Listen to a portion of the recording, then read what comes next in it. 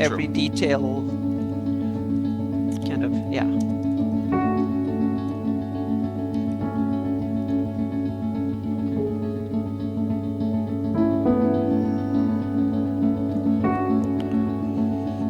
So I need to log into chat here too.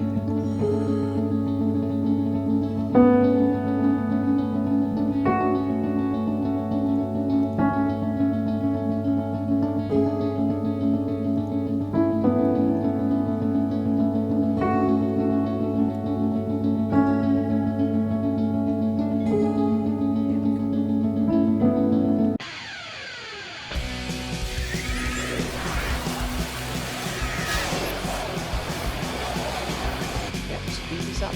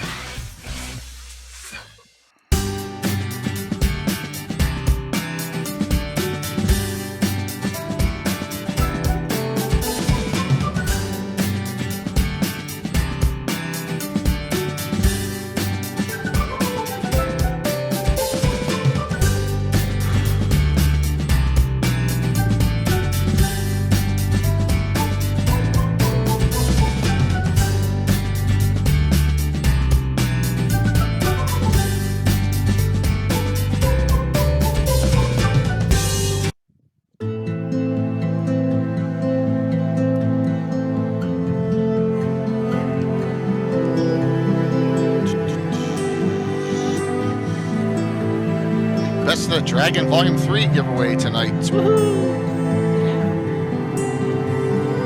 I'll give away something else too.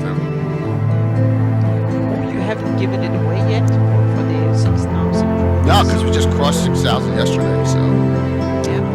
just got there. Which is always cool to get there. I didn't, we're kind of stuck at like 5,900 for a bit, and then it shot up, so all of a sudden, so it was pretty cool. Always good to see. Yeah. Okay.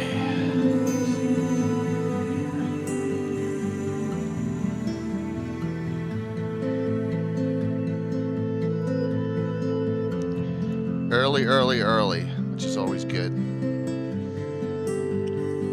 So, hey, Coma. I'm going to switch up the order of 2 ads this time. I'm going to do Infinite Dimensions next. Woohoo! Boy, I am really risque. Hey, Snoken. So,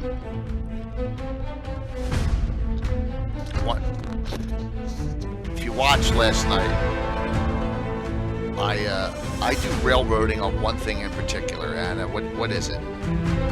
I don't allow something, especially in all-star games. Well, you don't love multiclassing, What's that? You didn't love multiclassing, right? It's the min-maxing you have with Casey, but Oh, no, it's not dual classing and multi-classing. No, I'm talking like specifically last night. A couple characters wanted to do something. I said nope. yeah, that was a couple of things, but now I can because my character was not involved. No, you weren't. Yeah, so I kind of Camping and resting. Yes, I'm like, yeah, no. I learned that one now. Yeah, so you run it, but is that something you only do for stream games, or is that always been the case? It depends on the situation, really. It's maybe Okay. just like a talking point for like a Yeah. future, DM styles thing. But I am not of the. And 5e long rest would drive me crazy too. I can see stopping at an inn when you're in a town, but I believe in pushing through things and doing one encounter and then saying, well, we're going to rest now to get all the way back up to total. I think that kind of defeats the purpose of the game a little bit. You got to be challenged, and you gotta run through some items and run through some spells and run through some abilities and use maybe something that you're not used to using. So that's kind of my thought process on it. It's not a video game where you go, bad combat, hit the rest button, bad combat, So, but hey, different styles. Yeah, for me, I think it's that I don't see it as a game. That's my problem, and as a both, so to speak, because it's kind of meaning if the it's more like, for me, it's more like world simulation, and the rules is there Sure. to kind of set the game. So if the characters think and say that they would be kind of okay, we need to take a breather and sit down and do that and rest, then of course they can do that, so to speak. And if the world permits and there's no one screwing with them, they get the Exactly. resources If back. the But world that is- permits, right? Yeah. Well, but they can always try, and then we'll see, depending on the situation, if they succeed or not, so to Yeah. speak. And in some areas they will be in almost automatic success, and in other areas it might be an almost automatic failure, so to speak. And most of the areas are like in between, but if they're in civilized lands, then so the characters can kind of, and I want the characters to get a feel for it. So meaning first level characters, they might fall into whatever traps, Right. because the characters don't know. They But tend- smart, yeah. savvy characters, they would know where to rest, Some when, else. and keep lookout open and stuff. So Here, and that's a good point. But here's where Mayan came into play last night. I knew we were going to run late as it was, and I knew that if I had them sit there and camp, and that's the thing. Yeah. You need to when you run a stream game or con game or something, a convention game where you Yeah. have a time budget, so to speak, then you have to make concessions. Just like a movie, you have to make cuts and go from scene to scene rather than have a long flowing, like you can do in a whole campaign, long arc campaign, where you simply have, we played Right. 2 hours, we ended, and then we continue next week or next Exactly. month, play again. So yeah. And I Exactly. know I'm overdoing it the other way, so to speak, meaning they can do whatever they want. It's a which is sandbox. great. Which is Well, really but there's also problems with it. Some players like a little bit of railrolling, and they want to go from interest. They don't want to see a 9-hour epos movie. They want to see an action movie. And just like there's different taste in movies or music or whatever, it's a different taste in gaming too. And yeah. So I'm kind of, I know I Split. overdo it sometimes. So yeah, it's Yeah. important. Yeah. yeah. And it's always, there's always a flip side and a flop side of almost everything. Absolutely. And there's nothing wrong with that at all. No, I think that the most important is to realize as a DM what your players want before they have to ask for it, so to speak. You should kind of know what they want before they even know it. That's really good. It's That's the hard, but challenge. that's exactly. But that is the thing that you really need to work on as a DM. And I'm trying, but sometimes I succeed and sometimes I See, spectacularly look fail. at that. Jason Zavoda kind of agreed with me 100%. And Jason, we think alike a lot on a lot of topics there. Players need to learn they can't face dangers at full strength. Of course, yes. Exactly what I said, Jason. Yeah, sometimes you gotta go with what you have, and the stream really makes a big change to that. Yeah. It does. So, good But- point. Yeah, one of the interesting things is treasure in my games. You often, meaning like reality, meaning you start a war, you're well equipped and so on, and then you kind of downhill from there. And a lot of my games and campaigns are that way. You don't get all the fluffy treasure at the end, so to speak. You often get the good equipment to start with, and then it kind of deteriorates from there. And so it doesn't follow the normal kind of convention that the story should go in these steps, so to speak. Principality of Ulek and the Pomarj. A fun, probably the most dramatically changed area on my campaign map from the actual base, say 598 map, which is cool. So, go over some things. Hey, it's a casualty. Hopefully everyone's doing well tonight as we start cranking in here a few minutes early. Duncan Jousley, the Cromulent, will be on at some point. So probably around midstream is my guess is when we will see him. So, oh, thanks, Select. Hey, Sean, how you doing, man? Sean, did you watch any of the game last night? Where I tricked your daughter into walking right into a roper. she sure survived it though. So yeah, we did. It was barely for Imri though. It was barely. Yeah. Yes.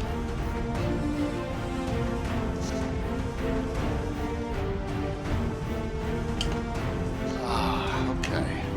Let it run for another minute. I'll come on 3 minutes early tonight. Yes, that's funny. The ropers were before Mr. Furley. Whew. Yeah. So I'm going to apologize up front. I am like a little glassy-eyed. I did after the game last night. I didn't sleep well, and some other, just so I'm like a little out of it, but I'll be all right. But if I hit wrong buttons, please understand. It's it's me. It's not you. It's me. And you have the buttons. I have the buttons. Yep. We're coming on.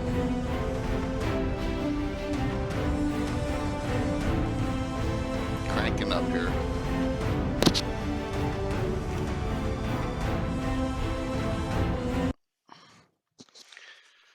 Good evening, everyone. How are you? I'm J.K. Lord Gazumba, and I got Anna Meyer with me. Good Hello. Evening. My camera's all. See, look at that. I already got mess ups. My camera's all messed up. Oh, So, see, mine is screwy too here. So yeah, we're all fixing our cameras. We should have. Yep. I should have fixed them ahead of time. Yep. How did everyone watch last night? And hopefully you liked it. I got a lot of people contacting me, said it was a fun time last night, and I'm really thankful for that and all the support. Yeah. Yeah. It was. Thank you. It was a lot of fun. It was challenging, and it was good, and we're going to show a couple other things. I was really excited about Cassie and her character Amdir, and how she drew up the character right there while we were playing. Actually, she sent me the drawing, so I have that. I'll share that. Yeah, for her character, and she's we're talking about. As you saw after the stream, we're talking about seeing if her channel will do get into some Greyhawk content too. So, awesome. Yeah, definitely. So tonight, this is my bread and butter area, Principality of Ulek and the Pomarj, right? It's like where all the activity's gone down for almost 40 years. Altamira was founded in '87, so like that's. Secondly, it's just north of here, but this is where all the fun has been going on for the most part, and a lot of the campaign changes have happened. Thank you. Very cool. So thanks, Alex. Thank you so very much for those. So a couple things. So I got the Lord Gazumba workout shirts behind me. That so I said, well, I got a couple of them. I said, why not? They're a little bit more than the Greyhawk shirts. I put them into the TTE site on, and I think they're $5 more, and that counts shipping. But I put them up there because they're like that high quality polyester for sweating and stuff. So there's a couple of them up. There'll be some more coming, but I put them on the site so everyone can, if you want one, please feel free. So, oh my gosh, my brain shut off. Streamwise, this will be the last Gabbin for maybe 2 weeks. Well, at least 2 weeks, maybe 3. You have vacation. I go on vacation on Friday, upcoming, and then I'm down the shore for a week, and then over Labor Day, I'm not sure what we're doing, if we're going to get back or not, if we have a cookout over friends that Sunday. So I know next Sunday's out, definitely. So we're streaming tonight. We're streaming the 20th Cannon Fire anniversary on Wednesday, and then my game it'll be a one-shotter with the group in this area. That's another reason why I wanted to do this on Thursday, and then that'll be it for a week. So hey Jim, so it's cool. Yeah. I was gonna snip something, and I was like, I'm not doing it. And that is the living Greyhawk or the 598 area map of this area to show how different it is. I'm like, that doesn't serve me any purpose, I guess, so I'm not going to do that. But here, I shared this a long time ago, and this was I don't even know. I think I did it on Corel Draw. Let me pop this up here, and that is. I started. There's nothing wrong with Corel Draw. I started doing this map in Corel Draw, so back in the day. So cool. Oh yeah. This. Yep. So this Yeah. is this is the Darlene map. As you can see, I've erased a lot of big names here and cleaned it up a little bit. And then there's like, pencils in for You roads. taken away Principality and just have Ulek. Right, because it was too big, and it was on this map. I think it was over here, and it said Oh yeah, it was all over Principality. the yeah. Yeah, I wanted it so that if I added content in, I could But it m- still is the Oh yeah, Principality. Yeah. absolutely. I just got And is the Principality a sovereign state Yep, in your campaign, just like it is in? Okay, yeah. absolutely. No, Yep. the order's just the knighthood of. Mm-hmm. It's just an organization. So Yeah. that's a good question. But And this is Greyhawk is the capital, or Havenhill, yeah, or what? Gryrax is still the capital, and Uh-huh. Yeah. so Haven Hill's on the map. But if you come Mm-hmm. down, look, Altimere's even on this map. So this map Yeah. is post 87. I don't know when I did this. Probably early 90s is my guess. Yeah. Put all these on, but like all Mm-hmm. these locations you see here are all on your map. Watchers Exactly. We Towers are took, here. yeah, you showed me this when Yeah. as a sketch when we did the first session, when we put the majority of stuff in. And then I moved, Highport and Stoneheim even changed just to get them closer. So, Yeah. exactly. That's a thing. If you go back into the history, so if you go back to the first republishing of the Earth Journal, see, I did forget something. The original Earth Journal 20, was it 20? Which one was the Gary conversion? 29? More 29 cover? Let me see. hang on a second here. No, I need. it's not 20, 29. 28? I'm shooting in the dark here. Let me see. Yeah. OJ 28. Let me try that. I think it's 28 was the Gary Was it conversion. 35 today, or that I got Hey, in the Kayla. mail this week? Hello. I'm getting into the D&D books here. Because I have the Earth Journal. There we go. Kayla, thank you so very much for the raid in. Hopefully your stream went well, and passing it. Everyone's passing it along tonight, which is really cool. I know John raided into Kayla, and I really appreciate it. And if you haven't followed Time Lord's wife, please do. And here is their site. So, well, let me just be lazy here. Yeah, I'm see if. Isn't it amazing how we forget so quickly? Yeah, I'm going 28. through them. Oh, it was 28? Earth Journal 28. Gary Con 11. Oh my gosh, and we're on 14 now. So okay, yeah. Yeah. So hopefully, so anyone who's new to the channel, welcome. Hang out. We're going to talk some Greyhawk locations, and while you're here, and please stay because you need to stay to claim this. It's time for. Let me do the giveaway right now. Let me Yes, put the. I'm that's a going to good put the idea. giveaway in, and the giveaway is a really great. At least one. We'll do at least one thing tonight, and it's a big one here. And man, I am slipping because I don't have the right name on it. Well, Jay has had a rough day. It looks like so. I'm sorry about that. But here we go. So, starting at Best of Dragon Volume 3 is going to be given away tonight, and that is this publication. As we know, I just surpassed 6,000 followers. Thank you so very much. And ever since, every 1,000 followers I've given away. Now they're not in perfect condition because it's almost impossible to find them, but it's an original, and it's my favorite publication out of all of them. So I will be, sending you this Best of the Dragon Volume 3 for 6,000 followers, as we're at 6,020. So please feel free to follow. Please feel free to sign up for it. And at the end of the night, we'll be giving that away. At least that. Maybe we'll give away something else too. But since the raid come in, now's the time to hit you up with that. All right. So this Earth Journal 28. Let me just, see, I'm not all here today, and I could just double click on the PDF. Oh my gosh. Yeah. Yeah, 20. Duncan Jousley, the Cromulent, will be on. Hey, thanks, Big Mac. Will be on probably halfway through the show. So here we go. All right. So this is the first reprint of the Earth Journal, and this is from February 2019. And if we let me move this up a little bit in size. So if we come down here, this is where we have some publications where things start for my campaign. So alternate Earths, Order of Ulek. It's funny how now it doesn't fit in the page. There we go. Order of Ulek founding and synopsis. So if you really want, and this is a free download on Greyhawk Online sites, you can get this Earth Journal. I think I have 2 articles in here. Yeah, I do. I have an alternate Earths on the Shieldlands in here too. So we did that. But the founding and synopsis of what happened for the Order of Ulek is here. Some of the dates are wrong, and I messed it up back then because I wasn't cross-referencing dates well enough, and I apologize for that. But the base date is here as to what happened and how it happened in the campaign. And I wanted to concentrate on more recent things, but it's cool to know that it's in there.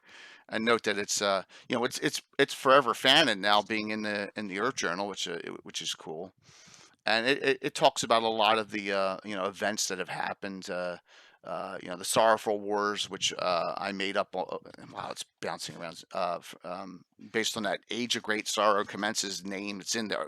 The glossography and nothing's really described on why it's there, and so I took a lot of liberties, and I think we all do as our own DMs. Well, especially, I mean, I did it for decades, but I kind of rebooted my campaigns. So sometimes I actually kind of skipped certain things that I did, and I didn't run a persistent campaign for the first 5-6 years at least into it before I started to and then I did it. But there's certain things I realized that no, I screwed up so much, so I kind of rewritten my own history a few times back and I did too many concessions for things, and it was I just ran it and then realized no, that's terrible. So, and I also run parallel campaigns sometimes, so if something happened in one campaign and it didn't happen in another one, and so on. So I have to make some concessions. We ruined Null one too many times, so now I don't know if it's all ruined or not, so to speak. So yeah,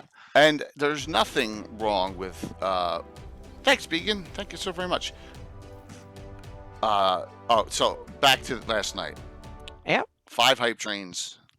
I don't know, and 5 hours and 30 minutes of streaming. I don't know how that is even possible. So I thank you. That was crazy. I was more hype trains than with Ed Greenwood playing D&D, which is insane. So I really wanted to say thanks for all the generosity. Yeah, it was really good kind of the theme was good, and everybody was in a good mood, and it was a lot of fun. And Imri almost get killed several times over, so that kind of added to the fun, so to speak. So almost doesn't count. Almost no, but well, it makes it more fun, so to speak. Yeah, so survive when you almost die. So yeah. As Jason says, a challenge is a good thing, and that's definitely true. Yep. So this is where the starting point is. Just if you want to go there and take a look, just so you know where I have published something that you can read on, and there's 2 articles in there.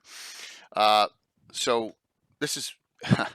If you look up top here, you can barely see up top. It says this is that's page 15 of 16 pages of adventures, right? And then we go to page 16 here.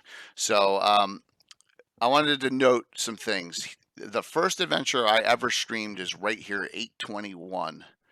Okay, so that's where we started, and it was actually a Hardby adventure. And then we're now at 9. This Thursday will be number 923. Now, please note that's not sessions.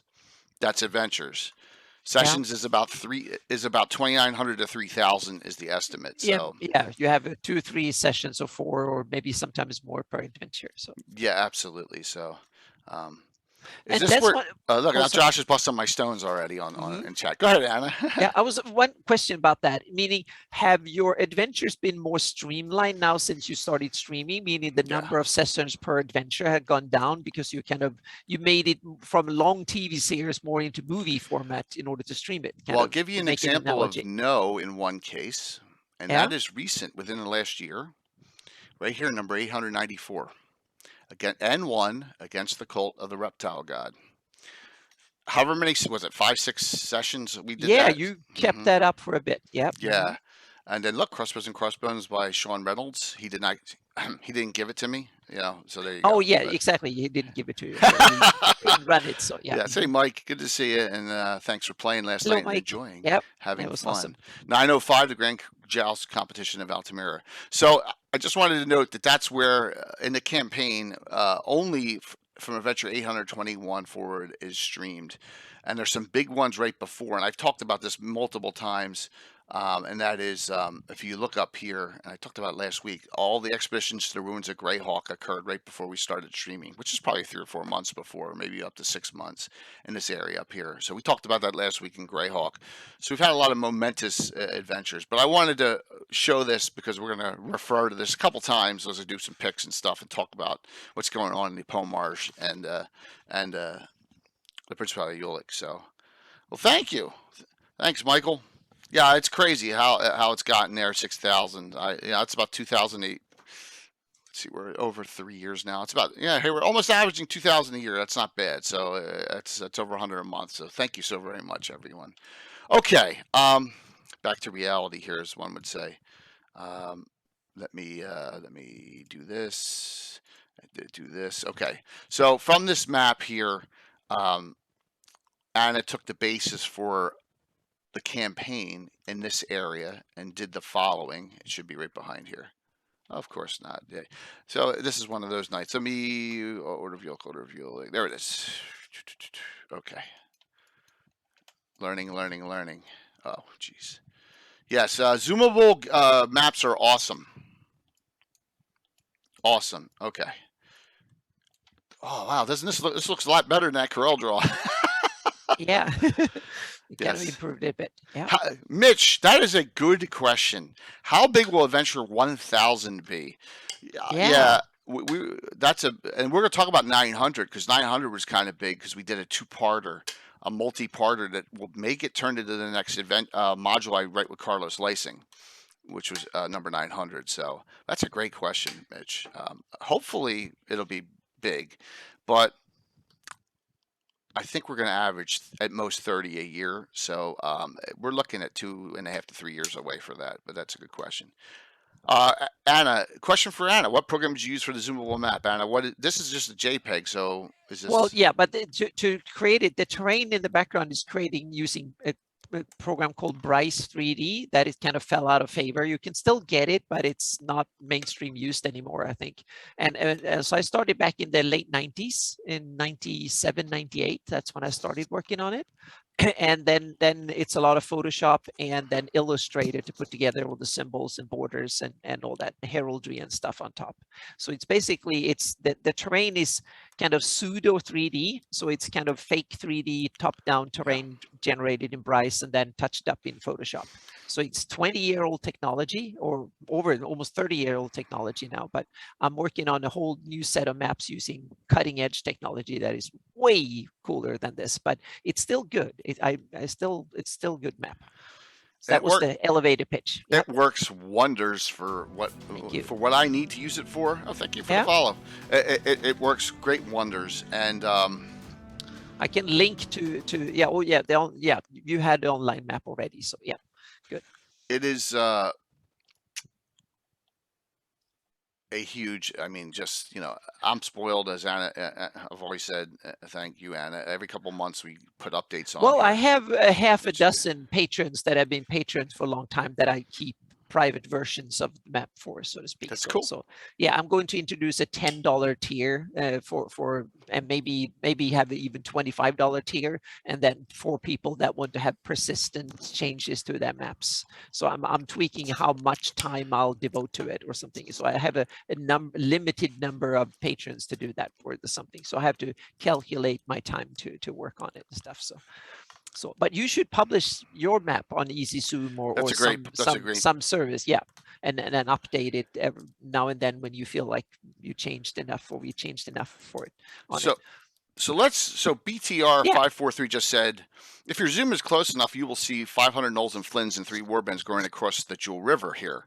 Yeah. Now let's yes. Yeah. So if you know the whole thing, what happens in Living Greyhawk is. And I never understood it, even when I was like a 12-year-old kid. Why was there nothing along this border with the Pomarj? Ever. Exactly. And then Living Greyhawk took it and ran with it like crazy. They basically threw up the whole kitchen sink in that area.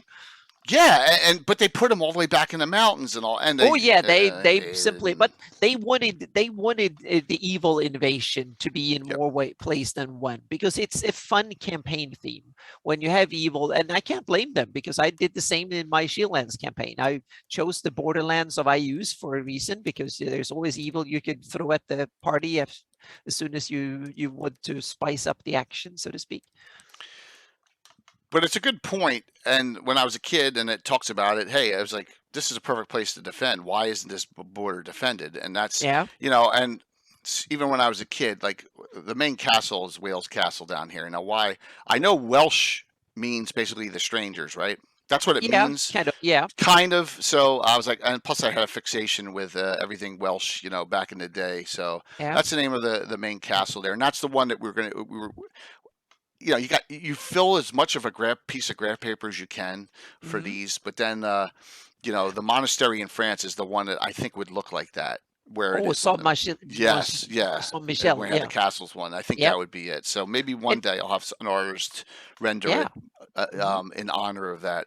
But Yeah. so I want to talk about what BTR just said. Now I got to find it. Um, and this is going back. This is the focal point of what has happened in this area, going back for 3 years of streaming. So, and I believe it's going to be right around here. Here it is, number 833, Attack at Winchester's Bulwark. Okay, this was a mega adventure. I don't have underlays yet, so you're gonna be entertained by this. So what happened was and this ties in with an adventure that Anna and I placed somewhere, and Rich doesn't like where we placed it, Longitalis, but too bad. So we know about that too. Well, right, the Hidden Temple of Erythnal. And we go here and we click on here. I'm just trying to get to it. 833, and this is the original. This is the original Winchester's Bulwark invasion, and I'm just going to start scrolling through some of these. These pictures are all of the combat, and I've shown these before, but if you're new, you probably haven't seen them. So I'm just going to try and start somewhere. Here, I'll start here. All right, this is this is the invasion. As you notice, there's no underlays on the table. That's the bulwark. You can see it's on fire in the back, and I don't even have the shelving in the back yet. BTR, this is there's gnolls here. Also, look, there's gnolls assaulting the wall. There's giants. As we go all the way around it, you can see there's fighting on the inside. And this is let's see if there's fighting. Oh, that's pre-set up. Let me see here. So this was a large scale invasion fight. Well, yeah, that temple, and we'll talk about that where that is placed too. But you have a lot of same picture. Got a lot of combat going on here. I'm trying to find the breached wall picture, as I can't see. But I just wanted to show that because you had brought it up about all those gnolls coming across the river. There we go. There we go. That's a good side picture of the side assault there, and Bill's wonderful, smoke and fire. Um, yeah, there's an ancient soul temple that contains a part of an evil artifact. Well, that's interesting. Cathay, do you know, is that Dungeon or Dragon? It probably is. Magazine, or is it something you have made up? So as you can see, there's a lot of fighting, but this army was defeated, and then that set off a lot of what we have done in the campaign for a long time now. And here's this in winter scene when we started a new event. All these new first characters we started were here, and there it is in the winter. And as you can see way back here, that wall hasn't been repaired yet. So, tons of casualties, lots of death, lots and lots of death in this. But this is it in winter scene. I found me getting underlays going, and artifact of evil. Okay, cool, man. Very cool, very very cool. And from that point on, we do a lot of adventuring in this area with this group that's called the Bloody Brethren, and a lot of them have joined the organization, the First Ulek Pathfinders, which is more of neutrals are actually allowed to join that group, and we could talk about that. But that is like the main keep in the area. And if we go back to the map here, there it is. Here it is. Winchester's Bulwark is right there, and that's that location. So that is Andre Winchester's keep, the Winchester family crest. I get my stones busted all the time from my guys about the Winchesters, and here's the family crest right there. You'll see that scrolling through. There's the symbol. It was Anna approved. Anna liked that symbol a Oh lot. yeah, So I like it. Yeah, yeah, it's cool. And one of the main reason I like it is that it ties into area. Meaning you have parts Keel land, you have some border signature color in the middle, and then you have another family crest. Meaning the heraldry tells a story that cool. ties into the general story of the land. I love that when you have it color wise. The kind of the layout things. Meaning some cultures have heraldry that are shaped in a certain way and certain color schemes and stuff like that. So I like it that it tells in the story of how it connects to the Shield land or the Heel land history and the area, so to speak. So those are things. Oh, it's great. I appreciate that. Heraldry should tell a story, and I think this does. Thank Yeah. you. So we have a really interesting question from Michael Zudrak, and that is the artifact of evil, artifact, and the hidden temple of Rithmal the same thing? And the answer is no. So if you know about this, and a lot of people don't know about it, let me see if I can locate this. Another thing I wasn't prepared for. Vortex. I can't. It's not coming up.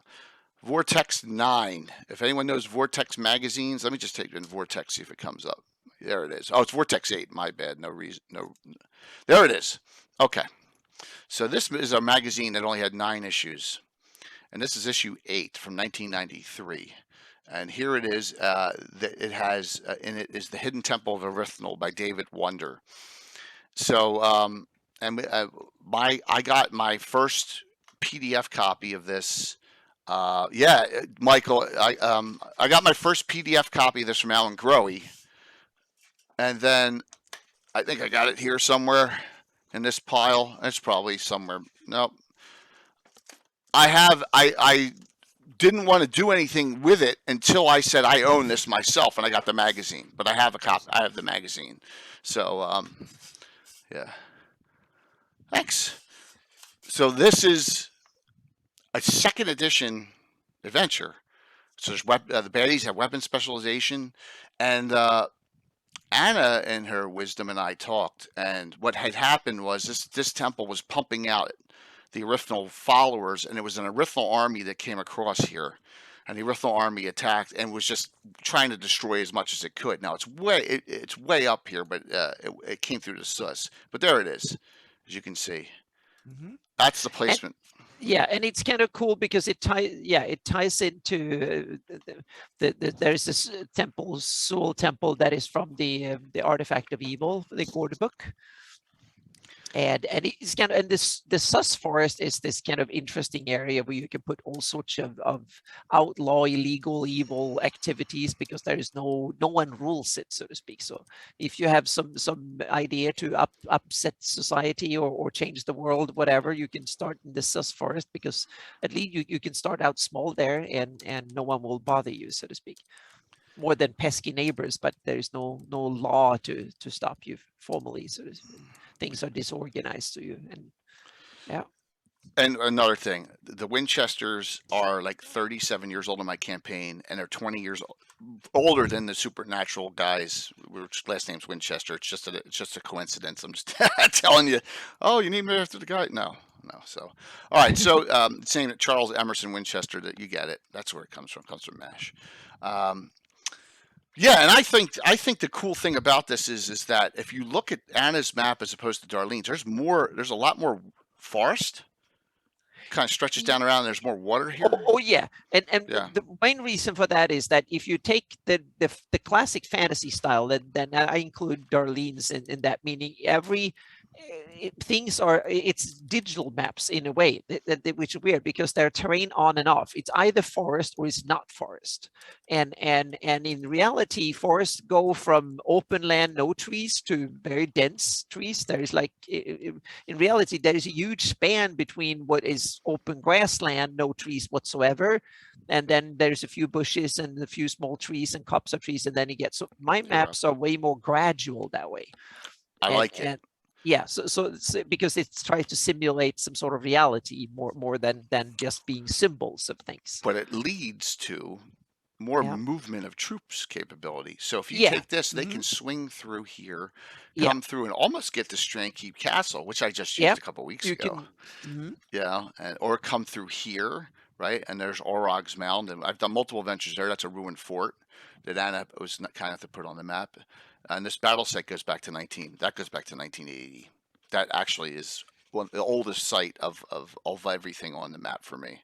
So, well, I'm sorry, Anna, were you going to say something there? You No, were. no, Uh, it's yeah, it's I'll keep on looking because now I got to look down in the corner and up top for Tim because it can appear. So yeah, Zoom is weird now. It can appear in multiple places when someone logs into your Zoom, and it's like, yeah. And every time Zoom updates, you change position for yeah, these things. exactly. I'm like, what the heck is going on here? So, Yeah, this seems more dangerous than the Vestry. I Oh, mean, by far. yeah, I would agree Good point, to some Jason. degree. Yeah, and that's into that depends. And so what? How do you characterize sus? What is is there an inherent problem with the sus forest, or what is your take on it, Jay? Because you adventured in this area more than I've adventured a lot back in the day, but and I could resist sus. But what's your take on the sus forest, the It is character of it? so. It is really how like pine forest and all turn into swamp, right? Hmm. Eventually, a lot of places, forest goes to swamp, and it just so it is almost like impassable in a lot of areas, even though it's forested. It is extremely dangerous, and I've run multiple adventures around. I haven't used a trach yet, but I remember we've done multiple things just recently right here, and this Yeah, is like the worst. The Suspense. This is like the worst area, and it's right across the river from this area, which is all from Patriots of Ulek, right? And hmm, Vincent Metalier has done a great Ritter's March, Oakenberg, and Blenfluss, at least two of them. He may have done all three maps of those locations, done very, very well. Also, hills and ravines, yeah, that's absolutely true. Sus Cathay is very primordial. I agree. It is dense in certain areas, and the humanoids fit right in. But civilized like elves, there aren't elves here. If there are, there may be some Grugak here and there, or but there really aren't. This is not where yeah, elves live.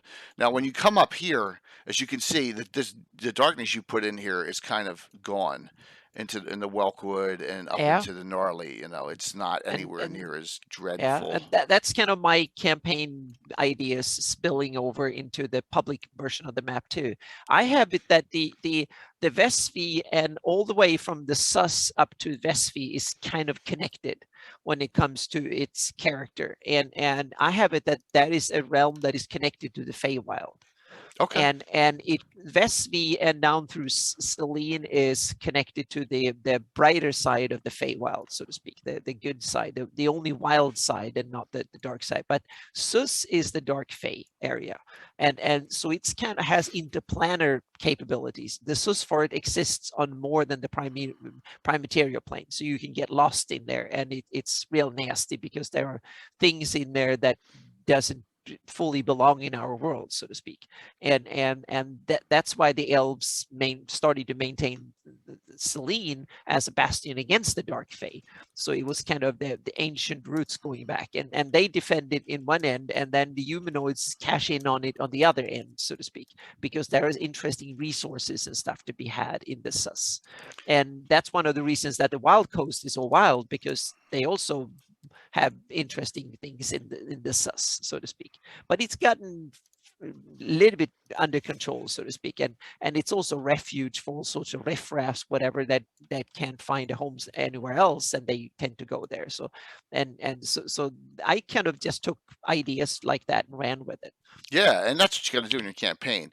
So Jason says, plus the Sus is almost like a natural border for Selena. I agree, but Oh they do yeah. have the Mm-hmm. Selene Sus Forest Night's Watch in my campaign. Yeah, same here. Yes, Yeah, in my exactly. campaign, that the Selene elves keep an eye out, Hmm. especially for it, and also even other realms pay the elves to do it, so to speak. So they have treaties saying that the elves have a responsibility to patrol it and stuff, and get like first chance to do it. And then the Ulek states and my campaign, Selene is expanded, so now it's the Empire of Selene, or the Elven Yes. Empire. That, but that's something for another stream. So No, yeah, but the cool thing is that every DM has a little twist on whatever little mm-hmm. tidbit of Greyhawk you're using, and that's Yeah, what's so wonderful is that everyone you make your Greyhawk your own. You had to double tap. Yeah, you had to double tap on that message. I think there was an allow, something weird.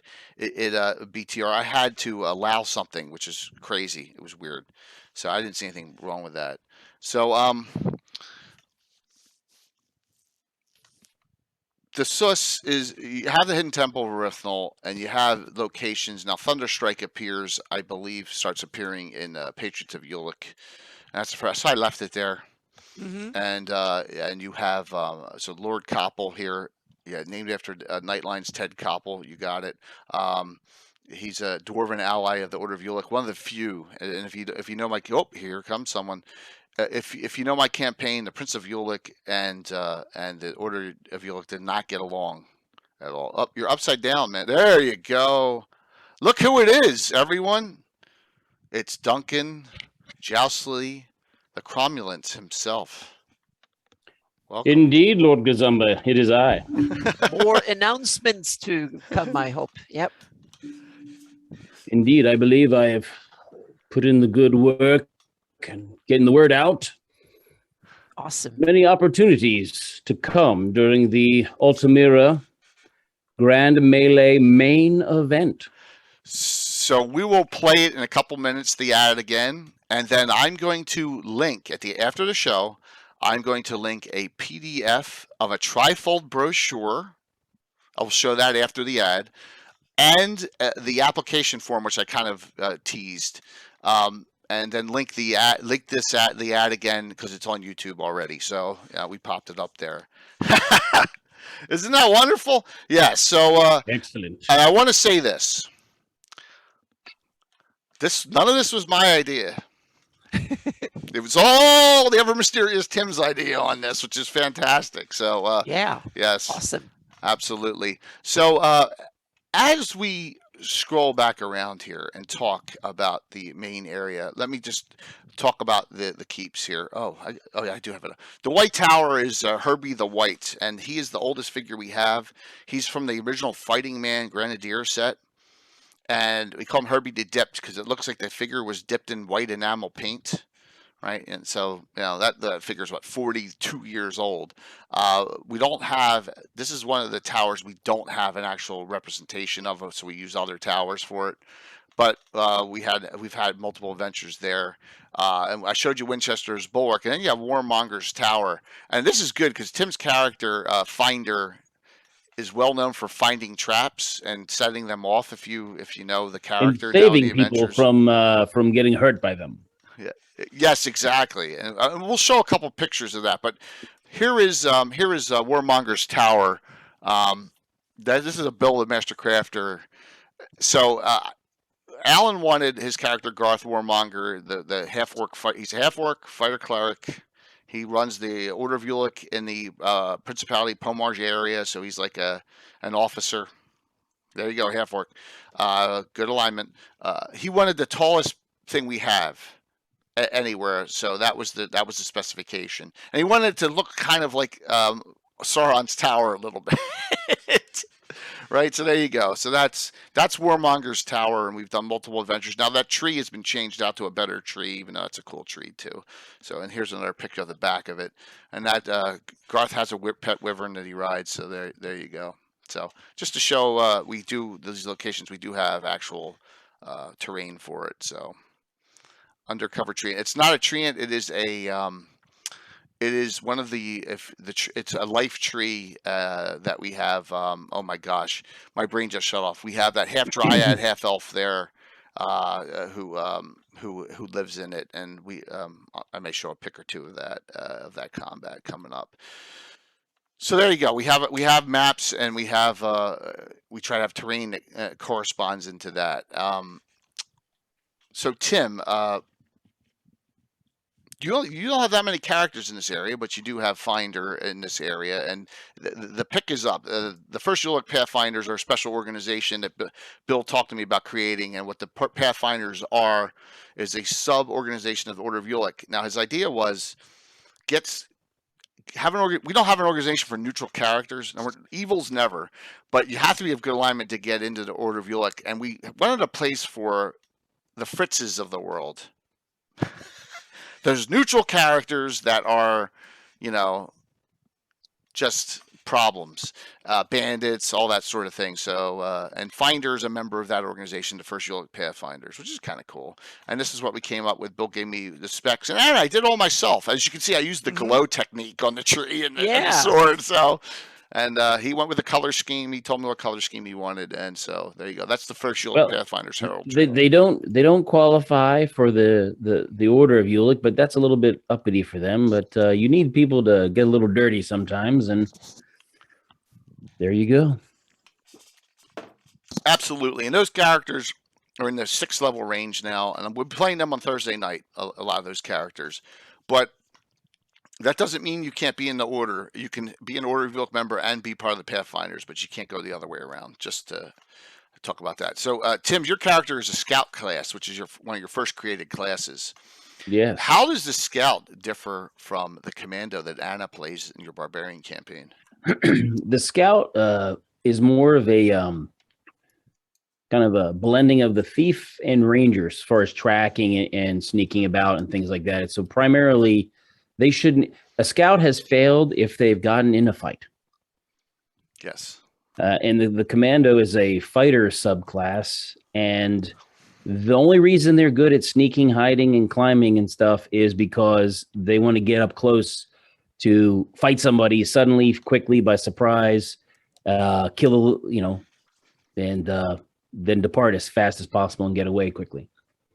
So, thinking of your light fighter or your Ranger sort of person. Ranger is in the modern concept, not the D&D Ranger. Yeah, but I haven't had anyone else. I haven't opened the Scout class up to others, so it's still in play test in my game. Along with, and note that here's a perfect example between the difference between Tim's Barbarian game and my campaign. There's classes that haven't crossed over, and that's okay, right? Yeah. Yeah, definitely. And Anna, do you have any customizations on classes? Very little at the moment. I used to have more back when I played PF1. Okay. I tweaked, but what I did was mostly localized it to Greyhawk, so to speak. So I tweaked the deities, and I added domains and spells and stuff to fit with the Greyhawk gods and stuff. So I basically took PF1 and turned it into Greyhawk variant. So it was more for flavor than actually messing so much with the mechanics of the game. So it was more like switching out something that was mechanically the same, but flavor-wise made it into Greyhawk. So. And I added a few domains and stuff to certain priests and clerics, and I tweaked the paladin into various versions for Palor, Hieronymus, and so on and so forth. So yeah, and Mayahine and stuff like that. So I had that for PF1. I'm starting to do the same, and thanks to Will that have done some awesome work on that for 5e, so I don't need to do much of that. So I'm going to take his stuff and see if there is something I want to do a little bit different. But I'm so new to 5e still that I don't feel confident enough to go in and mess with the mechanics much yet, more than I tweak monsters and do my own monsters often, and my own NPCs and stuff, and tweak them to that. That's where I start, because it has less. It's only a one instant, and it doesn't. When you mess with classes, you have to live with it a long time, and you have to kind of know what you're doing way more than when you just mess around with tweaking a monster or two. Yeah, and Will's very good at making warlocks and paladins and things like that, which is cool. Yep. So utilize. And warlock is warlock is an underused thing, because I have what I call divine agents. I started doing that in 3.5, meaning when you have a power of some sort, it might be a demon lord or some god or someone, and they want to exert power in my world of Greyhawk, they can either go down there and do it themselves, which is kind of risky and tedious, because they can only be in a few places, as many as they have avatars, and only the real powerful gods have lots of them, and it's risky. So what they do is that they recruit divine agents. That the most classic one is you have clerics and specialty priests, and you kind of have them run the show for you. But then you have other ones, paladins, and then you have the more interesting esoteric ones. It can be witches, warlocks, even sorcerers and other stuff and then you give them powers and insight and stuff for them to help you. And I call them all divine agents, because from the God's perspective, I have certain principles and rules when they can be contacted, how many a deity can have in their fold, so to speak, and how they go about, meaning how many clerics can a demigod, for instance, give spells to, and there's like a limited amount of resources, that gods aren't unlimited in the amount of spells they can give out and stuff. And there are agents that are more personal, like witches and stuff. They have more like a personal relationship with them, and they can do certain tweaky things because of it. Very cool. Yeah. It's it's amazing how some of the concepts are really can cross over, because the specialty priest of 2E and the Crusader have a lot of the same. Exactly. I took the ideas from that. It was a little bit in Dragon. I didn't run with it as much as you did back in those days, but I took the concept, and Pathfinder had a lot of rules for tweaking clerics already for the Golarian deities. So what I did was that I simply made the Greyhawk version of it, and I didn't have to change the mechanics of the cleric class. I just had to make Greyhawk versions of it.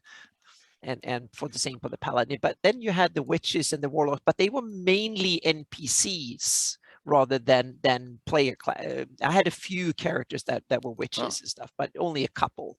And necromancers is another one that can be a divine agent for an evil overlord of some sort. And I didn't see a difference between a demon lord or a high devil in hell or a deity, that they're all kind of potent powers who want to project power through others, so to speak. So awesome. So do we is it generally the consensus that whether you're greater or lesser or demi depends on how many worshippers you have, how many followers? Yeah, for me it's for me it's so if you're going to demigod, you're going to be pushing. You're going to push those clerics to get out there and And if you're a really comfortable greater god that gets tired, then maybe you wane a little bit. Yeah. But there's there's two ways for the deities to get their strength. One is to get worshippers, people that trust you and look at you for strength and guidance and all that, so to speak. But there's the other side of the coin. You can be feared, then you get strength from that, not being worshipped. So if you can scare the living bejesus out of it enough, then you get strength from that. And a lot of evil gods go that way. They only have a few followers that are clerics and stuff. And what they do is simply go out and terrorize the neighborhood and so on, just to send a message that, oh, you need to fear me because I'm the god of death, or whatever it is. There can be a fine line between fear and respect. Exactly. And some deities play on both sides of the fence, so to speak, and some deities stay strictly on one side but a little bit of fear is probably, they want evil ones to fear you, so to speak. So deities get both from fear and worship, so to speak. So yeah. And there's always conjecture as to who's what, where, as we still go back and forth with Gary doesn't like that what they did in Slavers with Merlin and Kellan, having specialty priests and giving 5th level spells, and I loved it. So yeah. And I have no restrictions meaning even any deity that knows that spell can give it to their underlings, so to speak. And divine magic works that way, not arcane magic, but divine magic. Okay. They can give. So even I can give 9th level spells, but he can't give it to that many priests. There's more limited amount of energy he can kind of expend at each day. He needs to gain more power and more followers, because that way he can have more underlings that in their turn can give more. He can diversify out and manage that way. So right. Awesome. Oh, it's cool to hear. I mean, the specialty priest thing is, and all the it's a big thing in Greyhawk with the deities who's got more think it's power important. Than the other. Yeah, I think it's really cool, important, and tweak it. And then you have the other ones, meaning you have necromancers and witches and stuff that are the thrall of demon lords and devils and stuff like that. They could be a lot of fun. What's up, Naz? Good to see you. Yeah, rules through fear. Yes. Mm-hmm. I would say so, absolutely. Yeah. And Nerul does rules through fear, and Irithnul, and I used to a large degree. Yep. But he also has a following that worships him because they get their power and stuff Yeah, from him. Ouija doesn't rule through fear. Remember, she's a goddess of magic and death, and Yeah. Well, She's Yeah, different. but sometimes people want power from a deity, so they're going to beseech the one that's going to give them the biggest leg up. And sometimes the bad ones do that. Yep. I think. Absolutely. And it's fun to have diversity in how it works, because then it should not be like only one way, because then it becomes boring. You need to twist it at times, so it should not be obvious. I did like in I know this is a little bit off topic, but a little bit off, but in the Wilderlands, the Judges Guild, you might have a temple and there's a high priest there.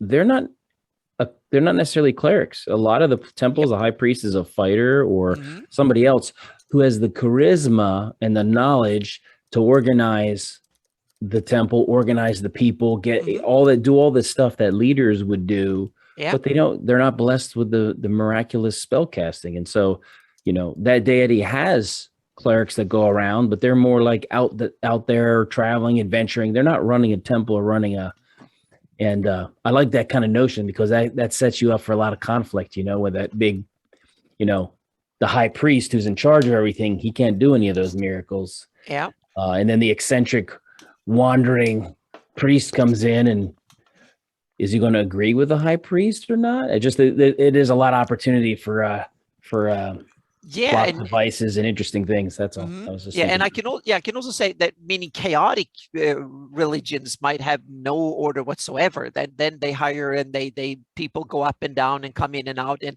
you can have orderly, lawful ones, like take the Pale, for instance, and the Foltus, that I can see as a highly organized religion, that you have to have Foltus favor and so on, and everybody's looking for it, and but then they also worry that some underling might have more of Foltus favor than I have, and then you might stab them in the back, or like you have the Hextorians might very well be that, and then you have also the martial deities. You have the strength in arms, so a cleric has to be able to defend themselves with arms and no combat and stuff. Hieronymus the same way. So not only you have to have the divine, you have to be able to show it in how you handle arms, so to speak, and defend yourself. Probably a lot fewer of them than the other ones. Oh yeah, but Hieronymus, I have it that you, in order to get a position in the church, you have to be able to cast spells and know that you have the standing, but you also have to defeat the other contenders in a battle, so to speak, in a duel, in order to win the high seat. That was me. I was trying to change out picks. Sorry. Oh, sorry. Yeah, that was me. Yeah, I go off the rails here. No, that's okay. So speaking of that, with chaos, the Erythnal armies, getting back to the Winchester's bulwark and that defense and all that, the Erythnal army was spread out all over the place. It was on both sides of the river. It's all over, and it was a mainstay for almost 2 years of the campaign, dealing with mop-up duty. So if we go to the battle site here, so when I was a kid, we had, Tim will remember, the battle site of the decapitated dwarf prince. That's that site there. So if you know, in the original glossography, no one is named. None of the leaders are named. So we have no idea what the name of the Prince of Ulek is, right? So we have the prince's son got killed at this site, this battle site. I don't know, during the Hateful Wars, we said. They never named him? No, not in the glossography. None of them are named. Ollenstein Quran doesn't show up till 83, I think. There's no name right, yet. Well, it's still pretty early. Yeah, but it's not for us, right? Right. Battle of Outpost 1 is 1980, and that is. Well, I mean, it's just 3 years now. Well, there was a lot of playing back then in 3 years. Yeah, I mean, how were we playing back then? Sure was no video game distractions. No, exactly. You just could play a hell of a lot in 3 years. Yeah, we did, 80s. and we did in the 80s. But so there's Outpost number 1. That's adventure number 1 on the list, is the Battle of Outpost number 1. So that's during the big war times that we had, because everyone has wars to destroy everything. Look at Living Greyhawk. So come to this battle site, and they've gone over there and they've scouted the area. And here's a pic of There's 2 towers there that are ruined, and this was the original setup. But when they got there, they found that the Aruthnal agents that were left had remasked there, so we had some big fights there. And I get to use my Weathertop model that I rarely bring out for that. It fits perfectly on top there. So there you go, some nice things. A lot of you got a bugbear priest, you got bugbears and ogres and flins and all sorts of Aruthnal worshippers and followers, and like I said, that fits right into the hidden temple of Aruthnal area. But then again, you may ask, why is Aruthnal being so organized? And I'll try and get to that too. But all right, Tim. Now we got about 100 people on. So if you didn't watch this last night, you get your chance again. Okay. If you've already seen it, okay, quickie bio break, right? So here we go. Don't you leave yet.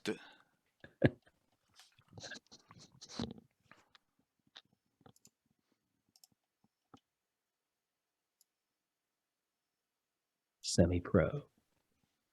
To all ye present, greetings. I am none other than Duncan Jousley the Cromulent, the preeminent herald and town crier of Altamira. If my highly successful career on the semi-professional jousting circuit has taught me anything, it is always to remain ever vigilant for opportunity.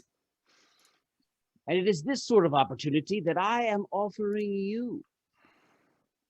And that is the chance to have your business, your organization, your town, your church, your community announced boldly, loudly, with verve and vigor by yours truly at the Altamira Grand Melee main event. I have a great deal of experience speaking loudly and telling people what to do. Harness my boots. There is a fee schedule for such services that I provide, and it is available at the Altamira Tourist Board in a handy brochure. This has been Duncan Jousley. Don't miss out on the finer things.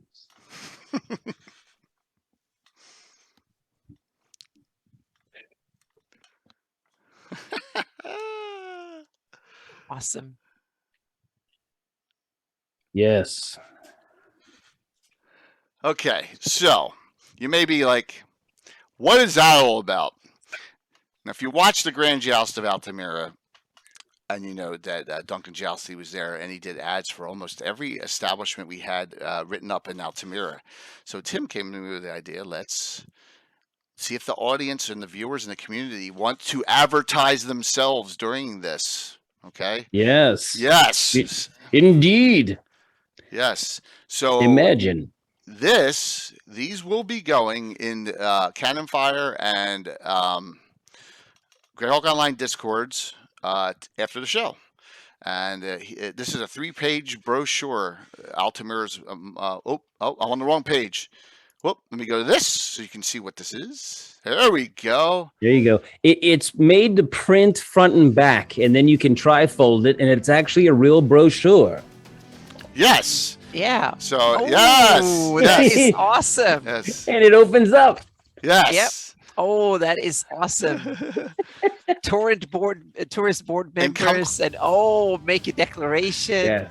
Oh, that is awesome. In Kumquats we trust, Altamira. So now that's page 1. Kumquats.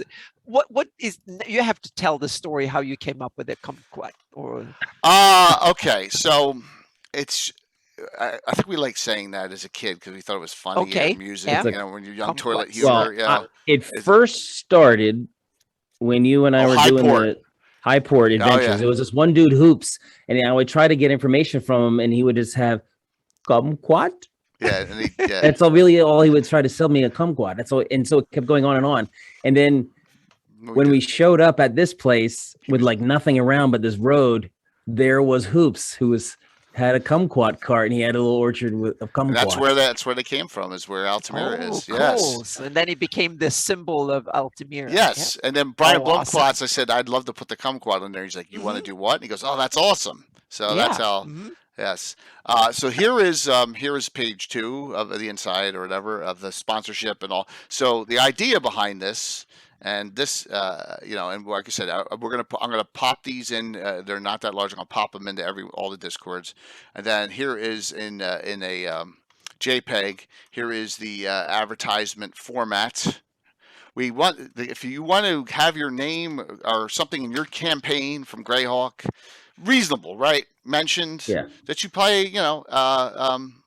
We'd love to do it. We'd love to announce it. During my thinking and Jay liked the idea was that look, we all run campaigns in Greyhawk, and even if it's not in Greyhawk, it can be Greyhawkish. Yeah. It can be that one tavern that your players go to that you made up.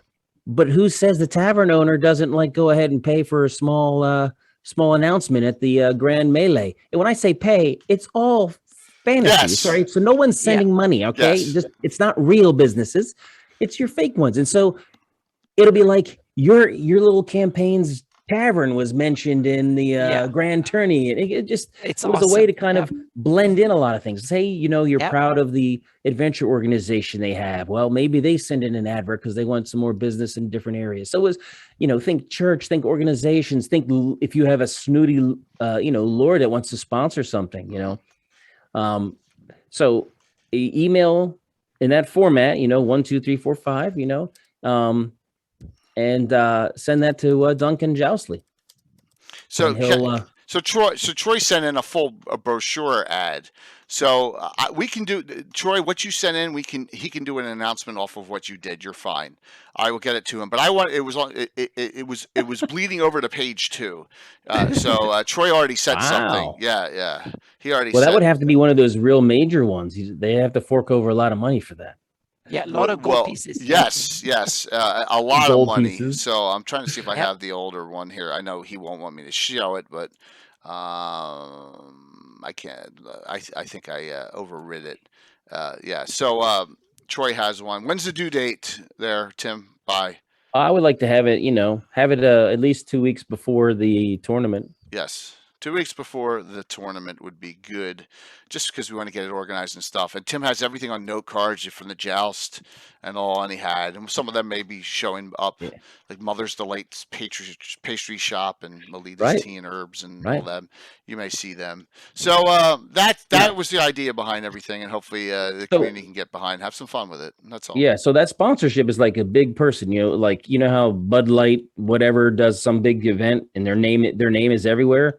That would be like the 200,000 gold piece sponsorship. Sponsorship. Exclusive spot. You got to it's got to be a good one, because I'm not just going to read it just because you send it. It's got to fit and flow good.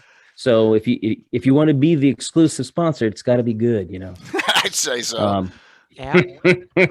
And the other stuff that's light, it is a lot easier to pass because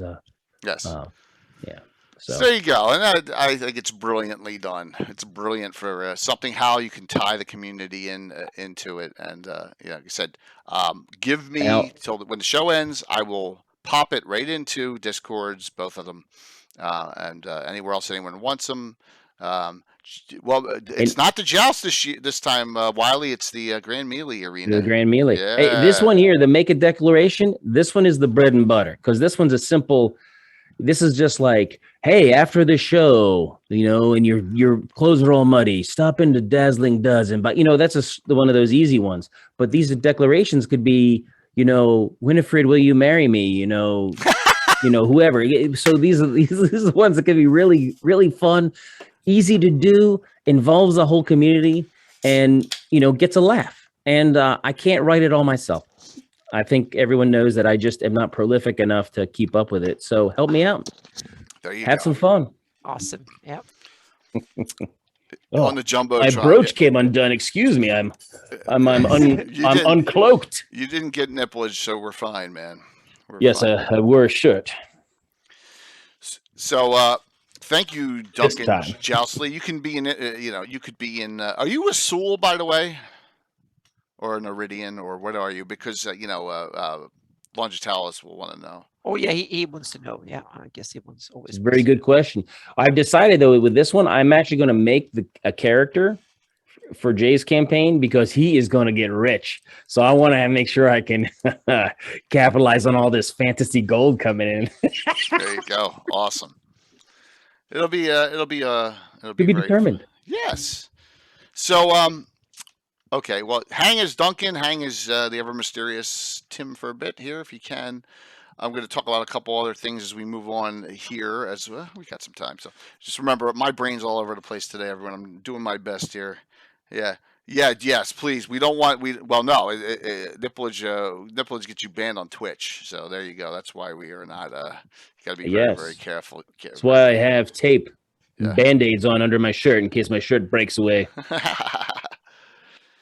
The interior of the Principality of Ulek has never been detailed, right? This area. So I'm like, there's nothing here. Maybe there's stuff there on the Living Greyhawk. I don't care.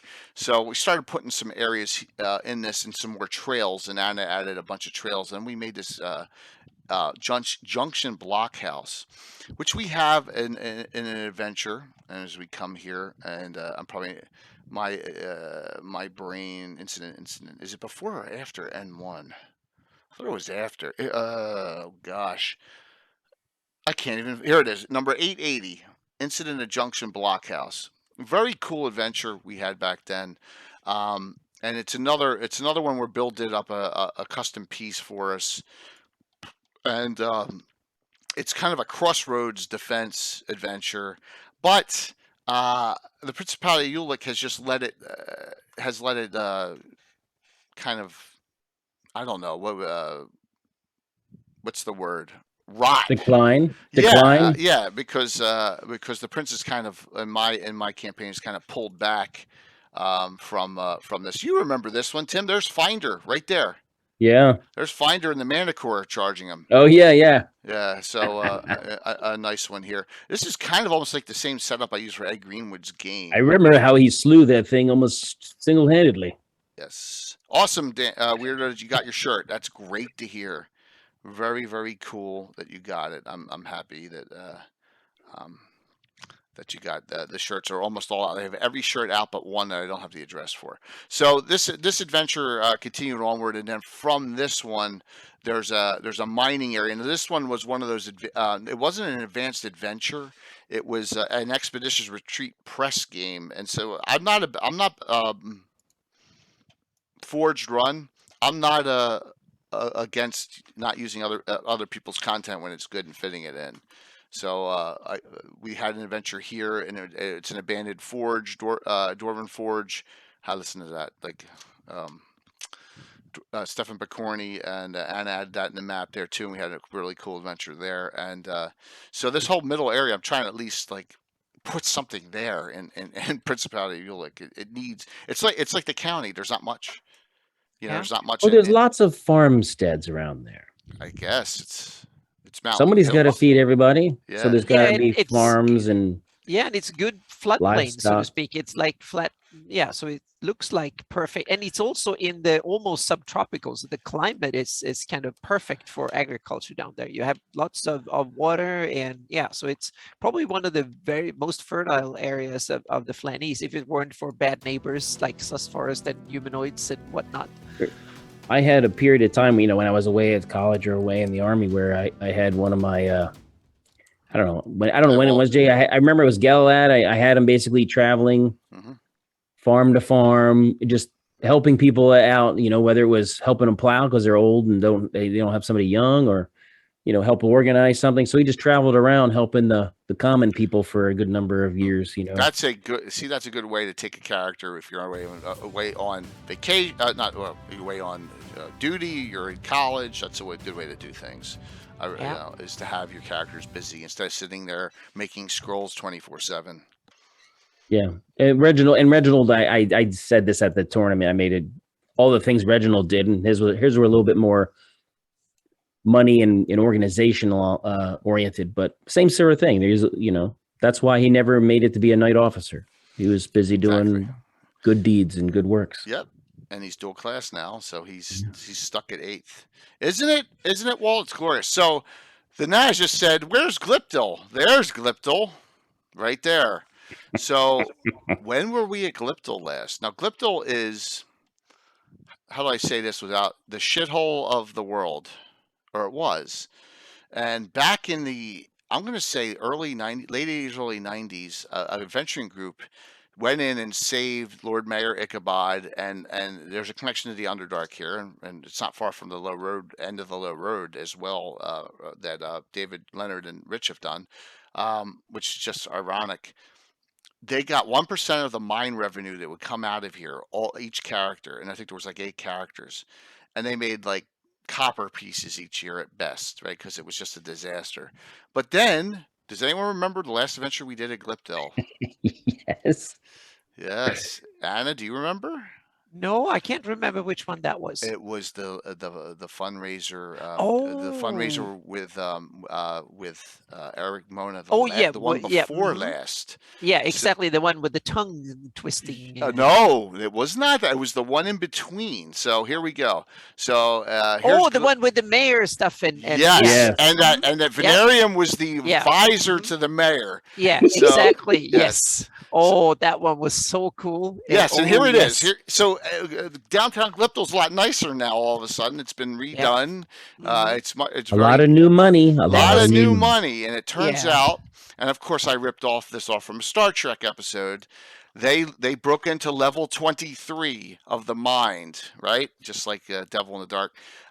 Down there, they found all these great deposits of all these wonderful rare ores. And of course, when you break into level 23, bad things are going to happen. And of course, this was the setup. People were disappearing, right? Yes, people were disappearing, and this is the setup. And it was a bunch of Drow, Calavdra minions were down there. And this is the one where I know if Dave, if you're on, gave me $400 in a donation to kill Casey's character Garn, and I tried.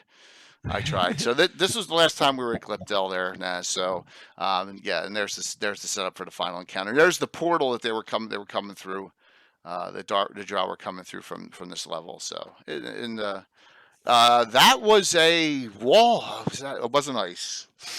It was, wasn't it ice? Oh, didn't was it somebody? ice or I thought, force? No, I have walls of ice. It was force. oh, was that the one where was it? Is Amy's character had a? No, that's a special different wing? adventure. It's All a right. different adventure. You're thinking. I think this might have been ice. Somebody put up and they had No. to cut through it. It's not. It's you know how I know? Mm-mm. Because this is presetting. This isn't during the adventure. This is preset. Oh, okay. Yeah, Well, see, there you because go. look, you had to climb up this and go over that top to get on the other side. That was the whole idea behind that. Yeah. All right. Well, there thank go. you. Hey, Wilson, good to see you.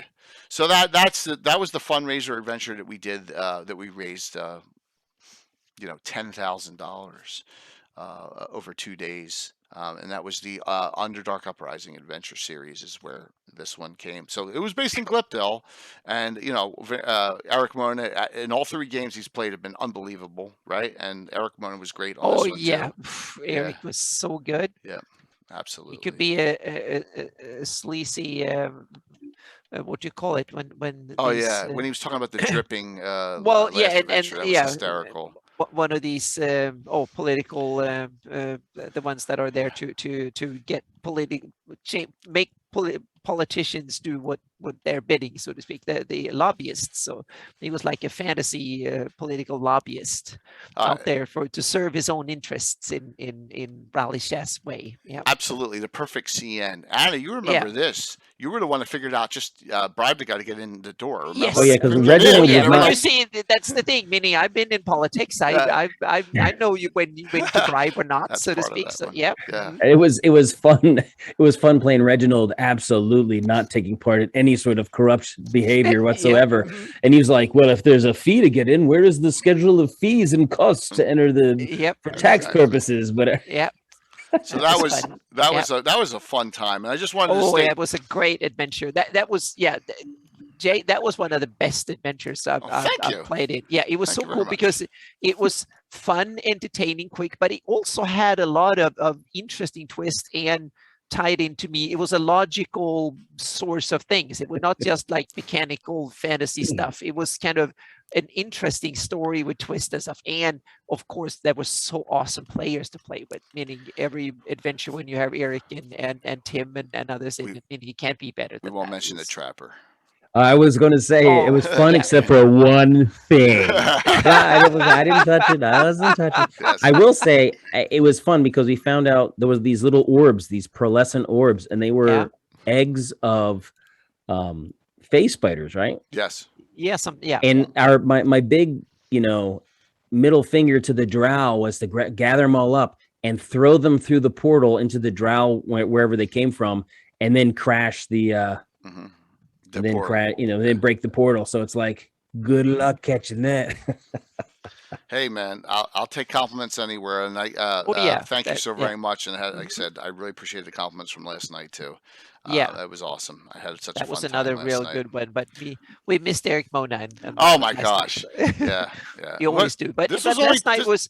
Yeah, this time too. We had Eric Mona. Yes, and we had so many wonderful players last night, and it was also kind of a very cheerful adventure, despite us almost getting killed. It was still a lot of fun and cheerful. Despite you almost dying. Oh yeah, but that doesn't mean that the adventure is bad. It could be the other way around. I remember we played in a Pathfinder organized play, and my character died at the last encounter, but we almost died. She almost died every encounter. We had 3 encounters, and she was like that close. She was down and out in every encounter, and she died at the 3rd one. That was the best Pathfinder on the organized play adventure I've ever played. So because it was so it doesn't mean that the adventure is bad just because your character dies. You have to always remember that as a player. And it's hard in the beginning because you feel like, I invested in my character. I want my character to live above everything. No, but want the adventure to be fun more than your character to survive. That I think it's key. You can always make a new character, but to spoil an adventure by sobbing and being difficult and so on just because it doesn't go your way, that's not the way to game. Certainly is, Mitch. You're absolutely correct. I want to show something here that as a DM you got to take creative license. Okay. Yeah. And that is an example with my Watcher's Towers here. And wait till you see this. So here's the map, and these are on that old CorelDRAW map. They've been around. This was the idea of the order to put out these kind of like what they did in Baghdad, and they said, "Come get us," and they ran all the tanks through the center of town. Said, "Just come get us," right? So it's the same thing. Hey, this is where we're gonna let them come to us. But I guess if you're out there, you're under constant attack. But notice they're how many miles apart do you think they are? Each dot is 10, right, Anna? Each dot, a small dot is 10, and the bigger dots are 50. Right. So they're at least 10 miles apart, right? Yeah, they're about 10 miles apart. Yep. Yeah. Well, it doesn't work when you're trying to run a game here, and I put them right next to each other on the table. Because how else am I going to do it, right? With 2 towers, I can't do it 10 miles apart. So couldn't you put them at least 2 feet apart or something like that, rather than 10 inches? It's hard to do it with only so much geohex and only so much that they're so big. Those towers, those Cenervum towers from our great sponsor there, Miniature Building Authority, right? All right, they're maybe awfully close to each other. Now comes the obvious question. Did you actually adventure at both towers at the same time? In parallel? Well, yeah. 10 miles apart? Well, no, we didn't. But then why did you have both of them on the table? I got 2. Well, during this we did. I got 2 towers, and they're going to defend 2 towers at once. So yeah, exactly. It was a creative license moment. Yeah, for me.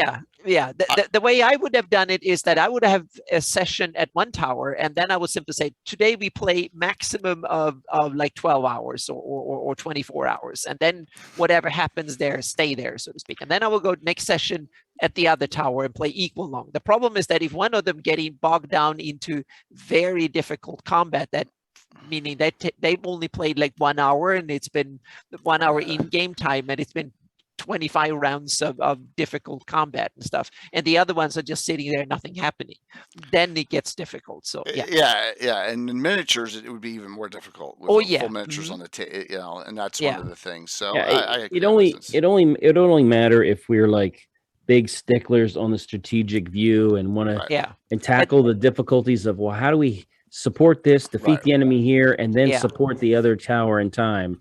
I mean, that would be fun. But I mean, if it's not the type of thing we're doing, But then you guys know don't me. need to. I'm way overdoing stuff like that aspect of every game. So I'm well, it always depends on the overdoing players. If everything. they don't want to figure it out, then it's better Well, off. no, just not it's my bothering. game. I run it the way I want, and then the players flee. No, I'm just kidding. But it's partly true, so to speak. You have to pick your players, so to speak, or it's simply some players don't like the game with me, and yeah. So I can understand them. Yeah. I bring this picture up because this is something I did. This is Finder. And this is when Finder basically stepped in the bear trap and was caught in and had to crawl into this little cubby hole in this big combat. And Tim wasn't there for it because it was higher level, but Finder was out doing scouting and of course it's kind of a joke. It's a plot device. It's a plot device, exactly. And this is part of the carnage in one of the scenarios. You can see we're just piling up bodies. And I wanted to show this. This is, if you want to see body pile up at the end, this is kind of like, as you can see, there's a lot of death out here. I left, the bodies are just piling up on the field. And so this was the entire campaign setting. That is the beauty of a miniature game. Exactly. That you can literally see the bodies piled up like that. That is an awesome aspect of miniature gaming. A very underrated aspect, I must say. But luckily they were on soft ground, so the blood was absorbed in the ground. So Jay didn't make him roll for slipping and gore. Well, you have to spray ketchup over the battlefield. Oh or my gosh. something just to spice it up. Yeah. Yeah. So, hey, Baitor, thank you very much. So, and that's this was 5 scenarios, and I think I combined 2 of them together into it. So there's 4 overall adventures. But at the end, they found out that all this original armies that were being pushed were actually it was a faux. It wasn't. Hey, Jimmy Duff, what's up, man? Good to see you. And I hope you had a great birthday weekend. You had a lot of great streams. They figured it out that it's actually my nemesis in the campaign, that Dark Brotherhood, was pushing the original armies for their purposes. And this adventure is where they found out about it. And that's kind of, right, Tim? That was kind of my little fun part of it. And this is Holly made an appearance, but they didn't fight her. But Sir Twix and Leo McMichael and all the other baddies show up at the end, and it's a big high-level fight at the end. I hate that guy. Yes. So it was a blast, and that's kind of where we went with this. And that was the whole thing about starting with the original army and working all the way to this plot point. Was I try and connect the dots here. Now, whether it makes sense for you. Okay, campaigns go in a certain direction. So that is the Watcher's Towers there, and I don't know what I'm going to do with them now. I mean, they're sitting out there, and a couple doors run them. We'll see, but you'll come up with something interesting plot-wise down the line. Yeah, the watchtowers are bases from which patrols go out, and so it's not just 2 isolated towers just sitting in with their fingers up their nose, right? They're patrolling out and securing the area, but better. Strain Keep Castle's on this map right there, and I didn't move it. I'm like, because I hadn't read the Gore books yet, and then Jason was kind enough to give me the Gore books, and I started reading on that combat. I was like, this is pretty cool. I got to use this. So that is when we, and the last of the adventures to discuss, in general, is just recently we ran the advanced excursion, and that was the one where I finally, and I used the same keep for. I mean, it's beautiful, right? If I don't use it, I'm crazy. You invested so much time and effort into it. There we go, and that is this keep, the keep we used for Wolfmaster Keep last night. Same one, but it was perfect. But this one, you want to talk about undead? As they came in, they found out this crazy thing was inside, and I just, you want to talk about fights. I mean, we got fights at the fights of all sorts of undead. As you can see, it. Tim, you didn't have to go through anything like this in the kids' game. So, whoops. No. You know what? That was me. That was me again. So, if you overdo it with pictures, then it pops Twitch down, and they should come back on here. They're here. Why aren't they coming back? Give me 1 sec here. Bum, bum, bum, bum, bum, bum, bum, the aliens did it, Jay. The aliens did it. The Alienware did it. There we go. So, I had too many picks up. There we go. There. Okay. Yeah. Nice big fighting. And this is the same adventuring group that will have a limited number of characters playing on Thursday night, but lots of undead, monster zombies, ghouls, juju zombies all coming out at the same time because, of course, they set a trap off, and the trap went off. There was three doorways in, and if you opened up any of them, all of them opened, and that was the main trap. And they detected the trap, but they couldn't figure out what it was. They thought it was a magical glyph, but it wasn't. So Well, they didn't need to open a door, did they? Could have climbed over the wall, right? they didn't. They opened up. There's 2 doors down. Remember, there's doorways Yeah. down. And there was a secret door on the side of the main building. So that they opened one, and they all opened. Yes, that's what happens when you know sometimes. So that was a recent adventure. That was 9/18, and we're on 9/23 on Thursday. We ran 9/22 last night, which is part of the campaign. So if it's part of the campaign, it gets a designation number. My kids' games, even though they're in a campaign, I don't count them in the main numbers. They have their own. I think we've done 18 kids' games. So as far as Principality and Pomarj, you have a lot of in the Pomarj. You have, as you can see, Anne has done a lot with all the heraldry of all the different tribes, which is really cool. And there's a lot of things you can do in here yourself. You have Kalen Lakos, which is in the slavers, right? It's the slavers headquarters, and that's where they have all the Marquesa and Theg, Narlet / Turas, Mac, depending. All of them are here. You can have a field day with those, but you don't have to utilize them. You can go and use Joe Block's Humanoids article from the Dragon magazine, and you have all these tribes up here in the northwest of the Pomarj, right? All of them, Wormtree and all, which is a cool thing. Plenty of gnolls and trolls under strain keep. Yeah, well, I had that strain keep in 576. That strain keep in those early days of the Gord books. This is mine's much more advanced in years. So, yeah, they threw a whole bunch of undead in there as a safekeeping. So, Tim, notice anything on this map? Of course, the lovely estate of Lord Page. There it is, Lord Page, Mike Disney. With heraldry. With heraldry on the map. Yeah. So, Lord Page is a very, very powerful man with weapons. yeah. Best stayed away from. Yes. So So says my 18th level magic user. Does Mac control all the tribes of the Pomarj in my game? No. Mac is not a main focus in my campaign because it's kind of like there's no way that Tim, I think you'll agree with me that one Great Art figurehead is probably going to take over, is going to control every single tribe. Tribes are too. It's impossible. You can't have 2 orc tribes next to each other without fighting unless they have a super powerful leader to keep them separated. Yeah, and because they all want to be the baddest, and so they're all going to try it. Yeah, that is another. That's just the problem. Just like Stonefist, another Vatoon thing, right? Yeah. So, if orcs were less caustic fighting, they would win everything. Because they breed prolifically. They're one-hit die creatures, which they're better than the average person, stronger than the average person, and they breed prolifically. If it weren't for the fact that they fight with each other all the time, they would probably be, a major, more serious problem than they are. They're already a serious problem. So, Greyhawk Mike, great question. That would help, but the ring is not permanent, right? It's like summoning a barbarian horde, if I recall correctly, with the Ring of the Pomarj, right? I think it's a good point, but I don't think for. I think that it's like, using all these humanoids could really get you a lot of traction in conquering stuff, but they don't have good traction managing and keeping what you conquered. Yeah. I think you can get a lot of headway. But they're not going to be good garrison troops to maintain order it's going to fall apart.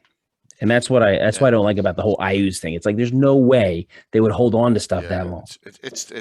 So Matt, Cold Steel Penguin. If you haven't read The Slavers by Sean Reynolds and Chris Pramis, Mac is not a real character. It's a false character. It's a figurehead character, and Theg Narlet is the real Turash Mac. It's a phony, basically. They're saying now. A lot of people argue with that. Yep. So. What class is Theg? Theg is an assassin, right? Is he a fighter assassin or something? I don't even remember 100%. But he's not Tarash Mac. He's a half orc, right? Yeah. Yep.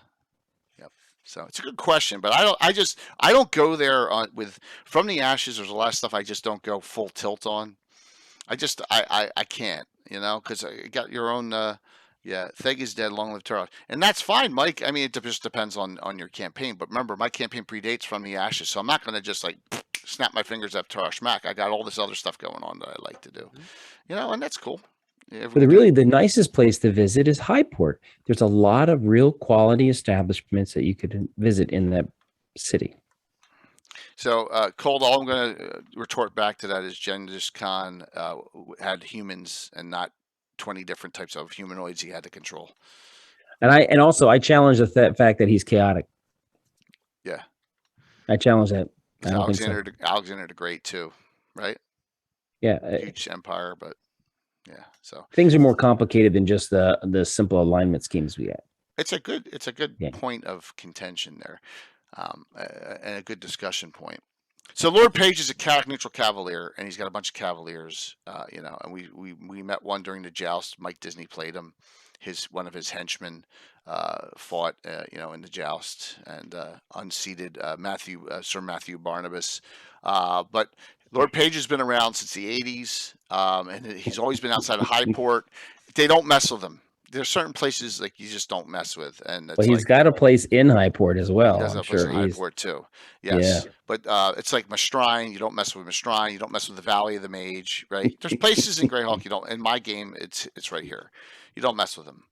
But he's character neutral, and if you get on his bad side, a character neutral will go after you. If you want to be killed, you mess with him. Yeah, exactly. So I don't really use the eastern side of the map anywhere near as much as I should probably with a Pomarj, but there's not, as you noticed. I never adventured there either, but it's very interesting.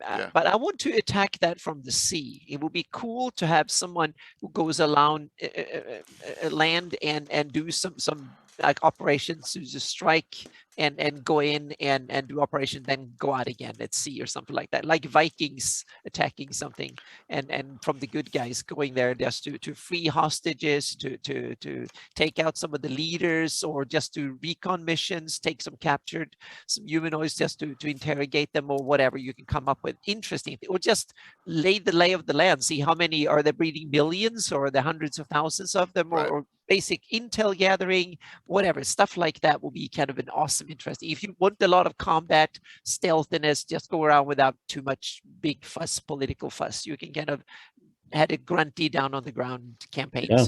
Those shallow draft galleys like the Vikings had could go up streams. So you could row up streams at night and then or in the day, whichever is the best for humanoids. And then you can have a bigger mothership and go around, and then you can have like a small little boat that you go in and out from the big one, so to speak, and then you can get like sea-based adventures and interesting things. Better have a plan B and C and D if you're playing in Anna's world, because you better have some alternate link-up points if your boats get taken, or you have to go by land, you have to go a different direction. You better have contingency plans, at least 4 of them. I mean, if you don't want to listen to me, don't do it, and see what happens if Anna's running it. So you don't level up. No, I actually leveled up my character. They're level 3. They are level 3 now. 17 sessions in and level 3. That's not bad. Well, we only played like 2 days, and they actually got 1 level in 2 days. So wow.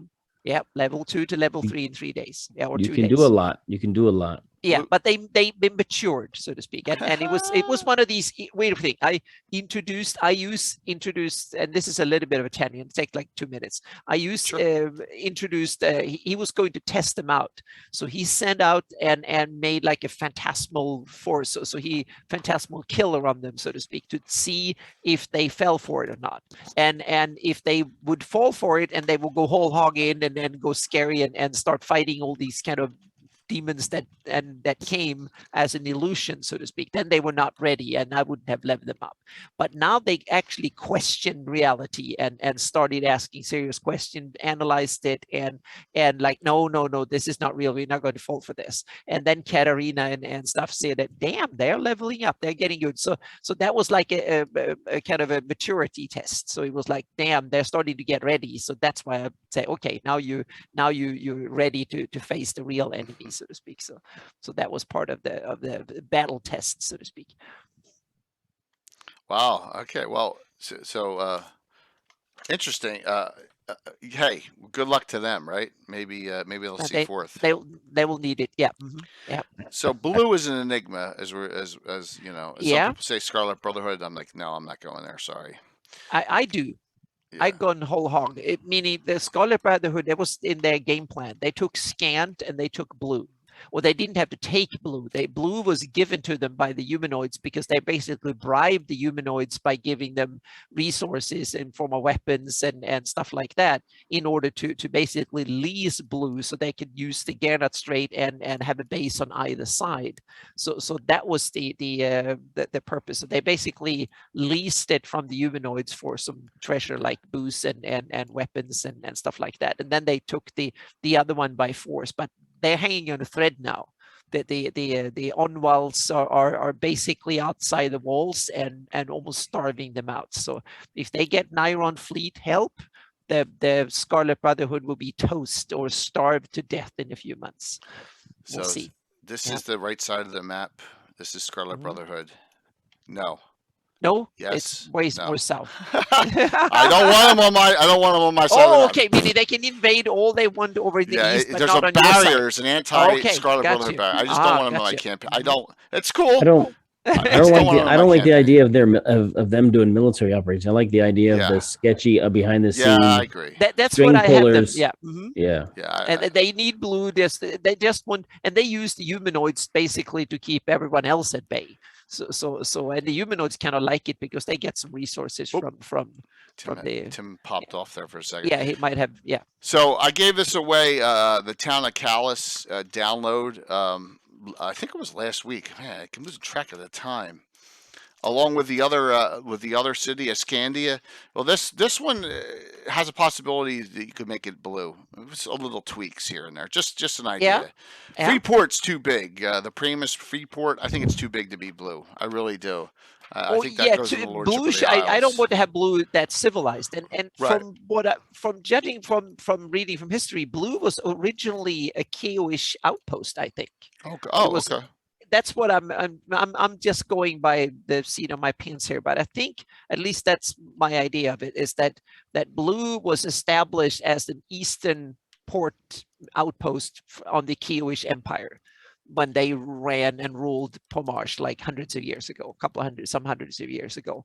And then when they retreated, it was basically abandoned, and then humanoids took it over, and no one has really. So I have it as an old Kioish city, small city that was kind of abandoned, and then the humanoids have kind of done with it. And then now in my campaign, the Scarlet Brotherhood realized that's a perfect staging point. So they basically bribing the humanoids to take it over, so to speak, and taking it over. And the humanoids kind of like it. They get weapons and booze and a place to hang out and stuff, but they can't be, if they started making a problem for the Scarlet Brotherhood, they will crash down hard, so to speak. So it's kind of and the humanoids tolerate it because it's an income and they don't really need it, so to speak. So interesting on that.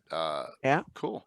Valmoko says he has his game, his virtual Greyhawk game is Rise of Niron, and it says you'll see what happens to Scant when Niron gets involved. So there you go. Oh, awesome! That is good. Yeah. And that's Saturday morning at the same time as Tim's game, unfortunately. But Damn. not Okay. everyone can Then. be in Tim's game, so there's plenty of games out there. So Yeah. all right, and then you have Stonheim. You have a lot of options out here in the Pomarj. You can make of it as you want. Who's the largest naval power in the region? No, Pomarj. No. No, the Keelan. humanoids they barely go No. at sea. They're Keeland. not, they can't organize Sea enough to run Princes. the show. Sea Princes in Keeland. Sea Yeah, Kiel, Princes. and on the eastern side I will have Nyron and United Kingdom of Alyssa, Yeah, or the big yeah. powers on that side. Keeland, and then actually Principality of Ulek has warships too. Yeah. Yeah, Mhm. they all do. So Yeah. yeah, Pomarj does not really have a navy at all. Just pirate ships for the most part. Yeah. So In good my question. campaign, Celine is starting to think about acquiring a port. Really? Yep. That's Look interesting. north, go up the Wild Coast. There you have it. Facts? What they are eyeing out is, yes, because they are now negotiating, and this is secrets, my players can't know this, but this is political secrets. Greyhawk and Celine are debating and negotiating over the future status of the Wild Coast, and they want to divide it up between them. So what they're thinking is that they can actually both gain if they cooperate. So what they will do is that the Greyhawk will strike from the north and take almost all the way down to Fax. They will take that peninsula and up the hang on a second, I need to know what I'm talking about here. So they will take they will go strike south, so to speak, and take Caporna or Cantona, sorry. Hang on a second. I need to. The anti-magic zone area. Yeah, exactly. They will take Cantona and down to the Dragonel's tail, so to speak. They will take that peninsula and the northern part of the Wild Coast. And the Celine will strike south of that towards Elred, and then they will have the few remaining humanoids will be stuck between the Greyhawks in the north and Celine in the south, so to speak. So then they can mop them up, and so Celine wants to dominate that area down to the Sus all the way up to Dragonel's tail. So they will take Elred and Fax, and then do Fax as their main port, so to speak. So they will gain coast. That's the main plan. So they're just negotiating with Greyhawk when and where to strike and how to coordinate things and stuff. So they want to deal, and also it's mutual support in the future. Yeah. So they are doing so they're kind of building an alliance, not out of because they love each other, but simply because they have mutual interests. They both eye the Wild Coast, and they simply, if they can just agree to divide their interest and the spoils, it will be much better to strike both at the same time, because then we'll split up the interest, and that's what they're eyeing, so to speak, to do. That's an interesting take on that.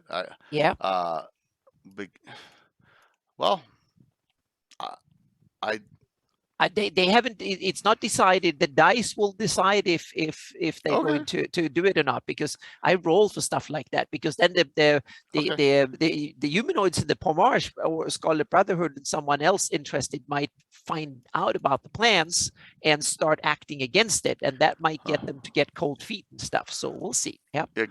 Well, you have them as high elves, not gray elves, right? Well, it depends. It's both, so to speak. That the elves that decide things, and on the elderly and the council and all that, they are gray elves. But because they are the elderly and the wise, the young ones, they don't care for big politics generally. so they let you have to be old and wise and have lived long enough and experienced enough to be part of the ruling. But most of the ones that do the actual footwork, so to speak, are high elves. Okay. Yeah. Excellent. I'm trying to think of what I missed, and like I said, my brain is all over the place today, and I apologize for that. But note, Thursday, the last adventure we did was at Strandkeep Castle, and they went out there to just check to make sure it wasn't being used as a forwarding base for anyone, and it's a ruined keep at this point. It's years after the Gourd books kind of tied that in, and they had some undead abomination in there that they had to deal with that was just holding up the area, and we'll see where that goes from there. So, are there any dwarves dwelling in the mountains in the East Pomarj? I don't have any, but I don't No, think. I don't think in Living Greyhawk as well. They never they were only No, pushed back no. in the Living Greyhawk, and in my campaign they have abandoned it. There's too many nasty humanoids and stuff, and they kind of abandoned it. But it's kind of interesting because it is an area that if tended well will be kind of both prosperous and fertile and all that. So yeah. This whole area, was petty nobles pre-Hateful Wars, and it was, Yeah. humanoids moved through, and it just was an area of weakness that was overtaken. I don't know. I kind of like, yeah, you're absolutely right on the Badlands. I like the combat aspect of it, and I like the tactical aspect. But if you notice, I like the borders. Nah, it's hard to redo borders on maps, and is someone going to try and overtake the Pomarj one day in the game? Maybe when I'm 80 years old and I'm about on my deathbed, maybe I'll do it, right? Or whatever, but I'm not doing it now. So, kind of that's part of the game isn't, right? The game's kind of static when it comes to a lot of that stuff for us. Well, It's you have small to do adventure. your changes slowly and gradually Yeah. because it will because they should not come from, and they need to be follow the stories logically, so to speak. And the event I want to tweak my Greyhawk setting so it supports the kind of adventures that I want to run and that hopefully my players want to play it.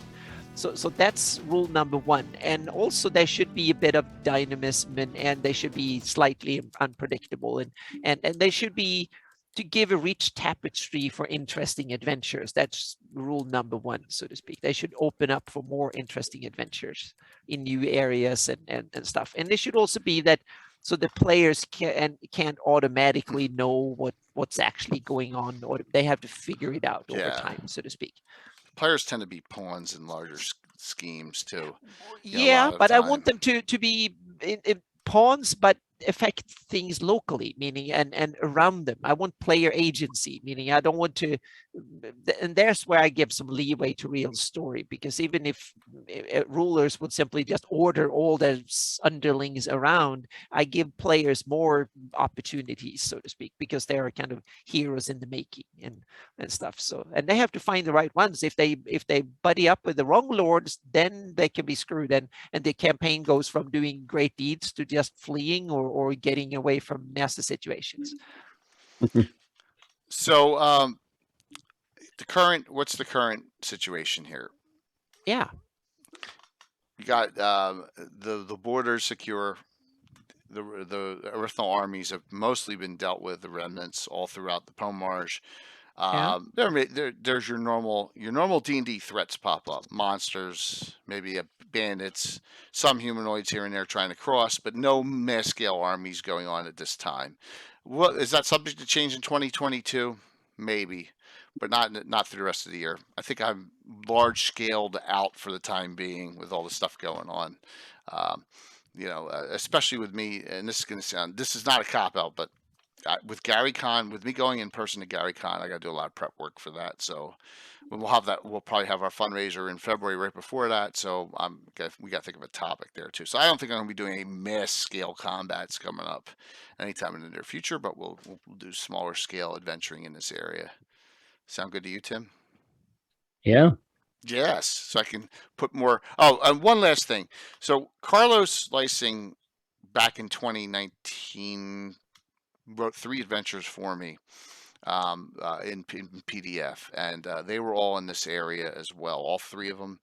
And Tim's character set off a bunch of traps in those too, but they were very well written and they were very difficult. And we did those adventures here. So Carlos was always they're always going to be tough. Yes, they're always going to be tough. So I wanted to say thank you, Carlos, for writing them. He wrote them like one night each, and he popped them out, 3 of them, and we did all 3 of them in the past. They should be in YouTube. So very, very cool that he did that, and that all those took place in this area right here as we speak. So and if you can find a copy of it, Hidden Temple of Rifnal, it's a real hack and slash. But if you like humanoids, particularly if you like gnolls and bugbears and stuff, it's a good adventure to get a hold of. and it's got some cool things. This is still a bone of contention that I think that one of Alan's characters did a grossly evil act, but he argues he didn't. So you know what I'm talking about, right, Tim, with the kids with. So you tell me. Yeah, I can't remember. Was it the kids of the humanoids? No, they're humans. So they're in the bottom level of the Temple of Earthnol, and there's a room with all the kids of all, whether the kids are kidnapped or whatever, and the kids are all in there, and they're taunting the characters. They're doing Ring Around the Rosie, but they're like, "You're all gonna die. You're all gonna, be roasted alive," and all this stuff. And they're singing that song, spinning around. So his elf goes in and just kills them all. I think that's evil. Kids. Well, there's all sorts of warfare, and yeah. What's his worldview philosophy? It's an elf. He's like, oh, they all turn evil. Is he kind of good? Is he neutral? Is he? Yeah, that's evil. Mitch, I agree. It was an evil act. Well, I mean, tribal peoples in the old days when they were raiding and they raid somebody, they would kill the adults and kill the infants and take a certain range of child that could move on their own and could help out, and they would adopt them into the tribe. Yeah, that's not evil? What a Sylvan elf does. I don't know. Is that evil though? Yeah. Yeah. I think it's evil. I don't think it was I don't think it was a good thing to do. But that was one of the highlights of the, not really highlights, but it's one of the effects that happened in that adventure, because it's a tough adventure. It's really tough. So you got some published stuff in the area. Not a lot, but there's things you can do.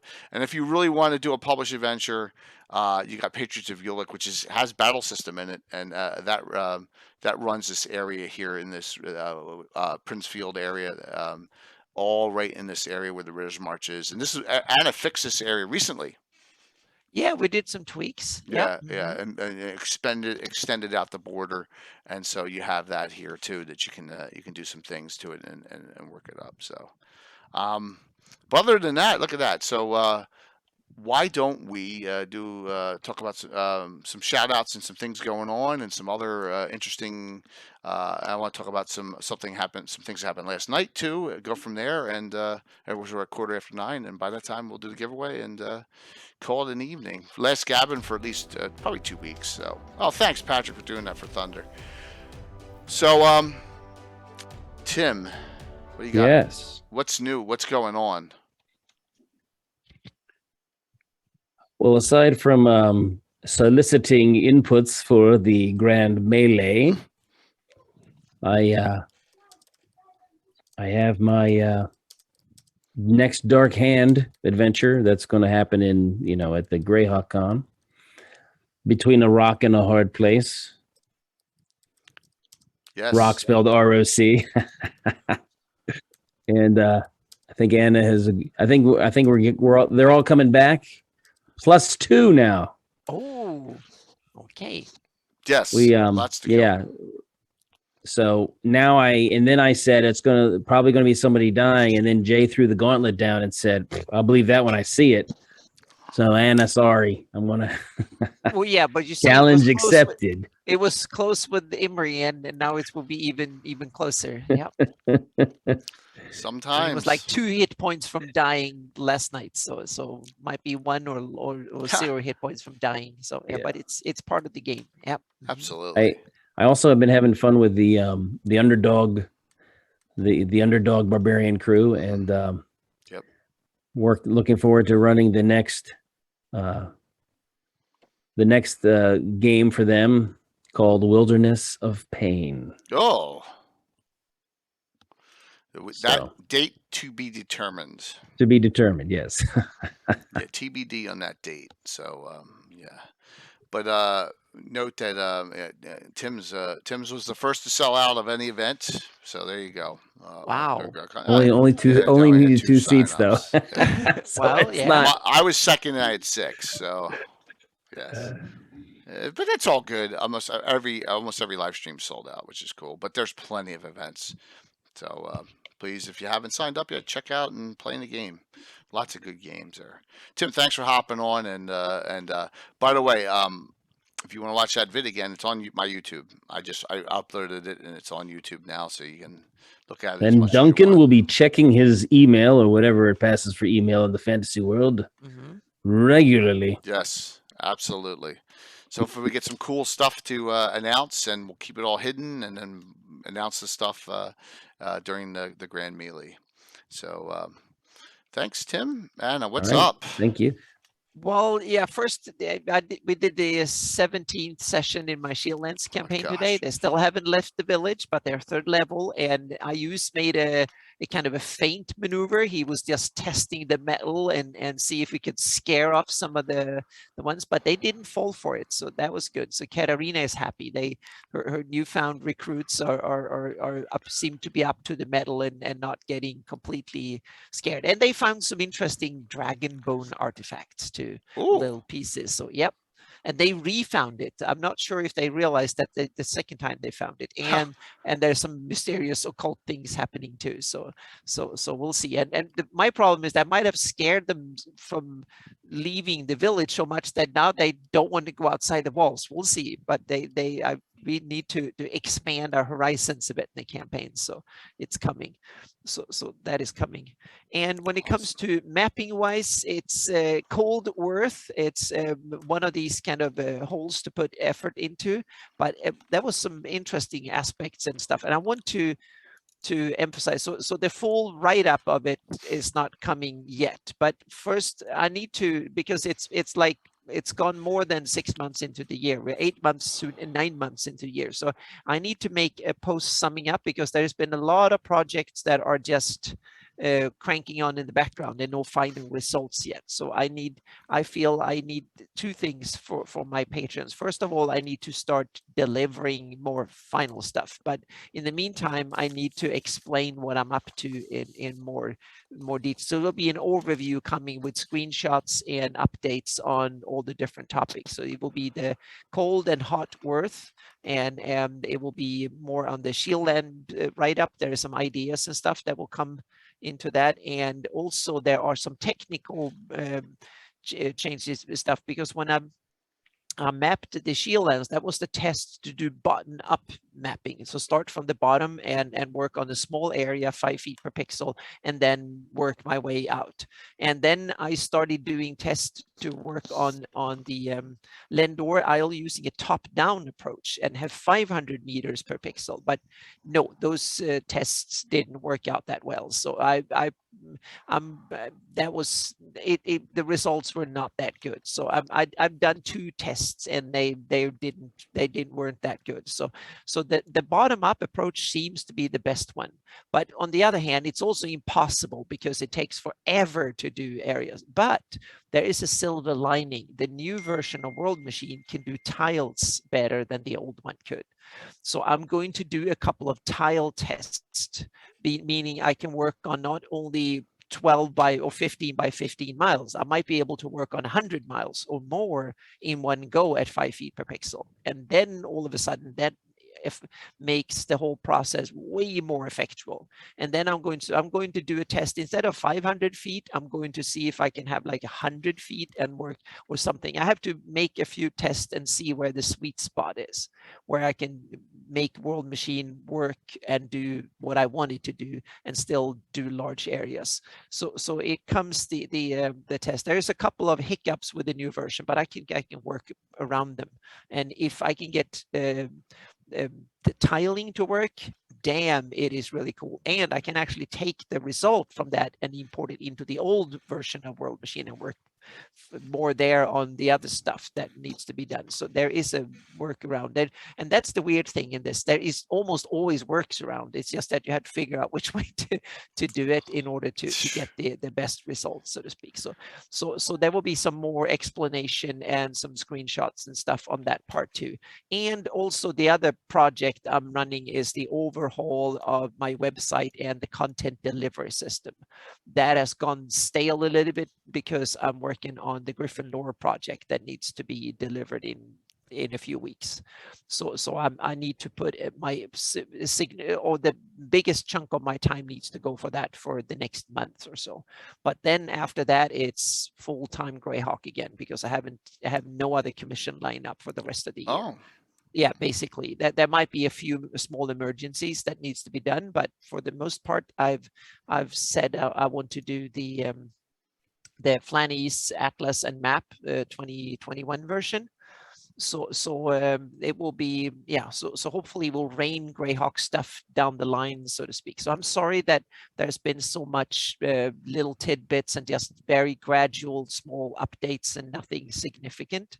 So I'm sorry for that, but it's coming more stuff, so to speak. So I'm so grateful to do this. And I think that what I'm working on now is a new quality level compared to the old one, the old stuff. So I think it's worth it in the end to build a good platform and know what I do technically, and then I can just, when I have the workflow done. So this has been kind of the last 6-8 months have been very much a kind of a testing out and figuring out how to do things.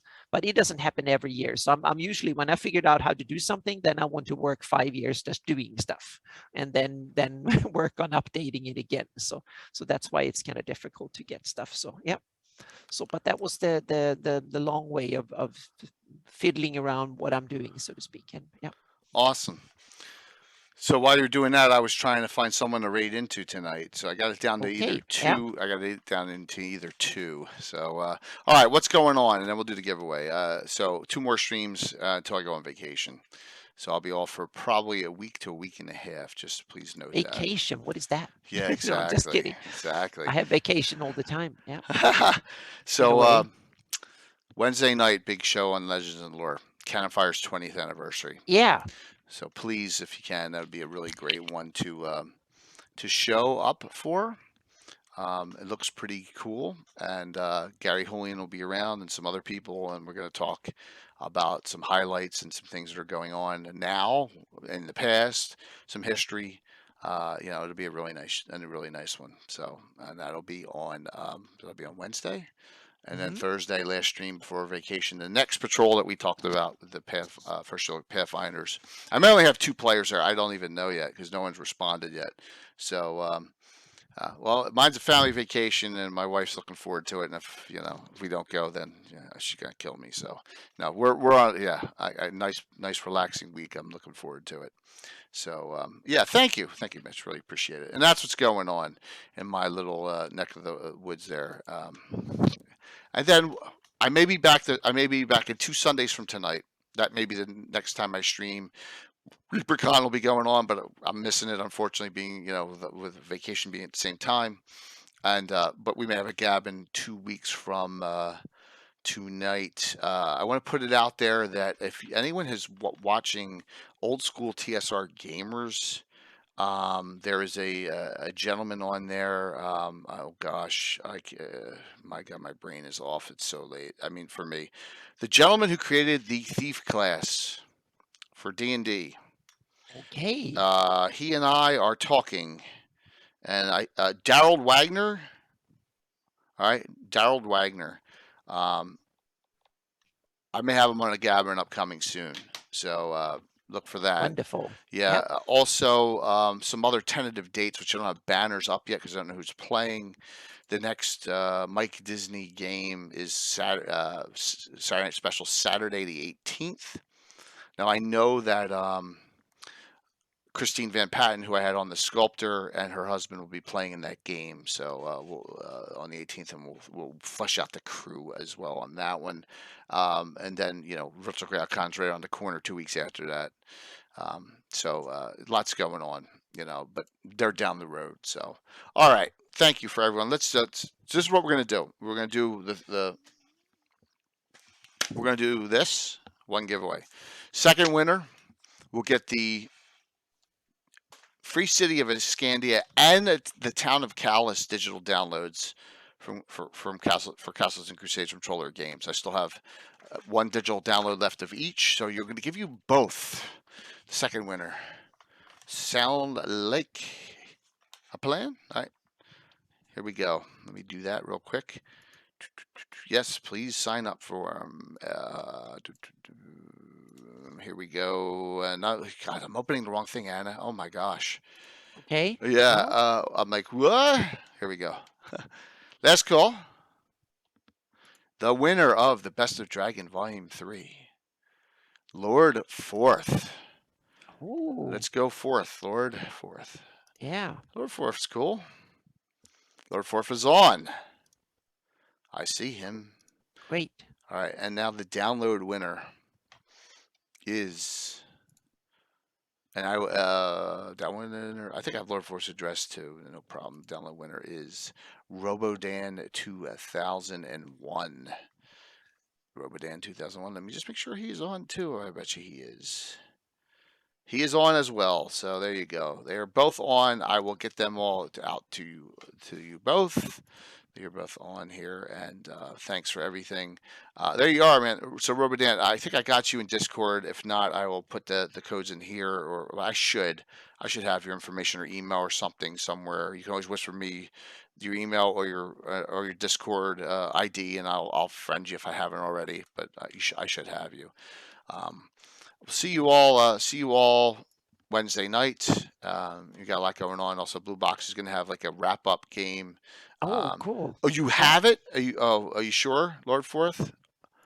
Okay. All right. Okay. We're gonna get get a another new winner. chance. Yep. Another winner. Alex, Antiquitous. Grats. Alex, you won the Best of Dragon Volume 3. Thank you, Lord Forth, for that. Really appreciate that, man. Very kind of you. That was awesome. So, Yep. Alex, yep, you got it, man. You got it. I will get that to you. Hey, it's only going to go one state over. So, a good thing. That was very nice of you, Lord Thor. Thank you. Robodan, I'll get you those codes, and we'll go from there. And thanks all. See you Wednesday night. Let's raid into, I'm between Lissa T. She's got 7.9 thousand followers. I'm between Lissa T and this stream, Legends of Alos, Bounty Hunter One Shot. They have 166 followers, and they have. I'm going to do that. Why not? It's Yeah. a You shot in have the to dark. expand Okay. your circle. Yeah. You've been So we're going to successful raid at- into Legends of Alos tonight. Why not? Right. So we'll give it a shot here. Alrighty. See you all. Tim said goodbye. He had to do something with his son. Anna, thank you Bye. so very much for another great show. Thank you. We'll see you all. See you all Wednesday night. Enjoy the week. Boom. All right, let's set this raid up.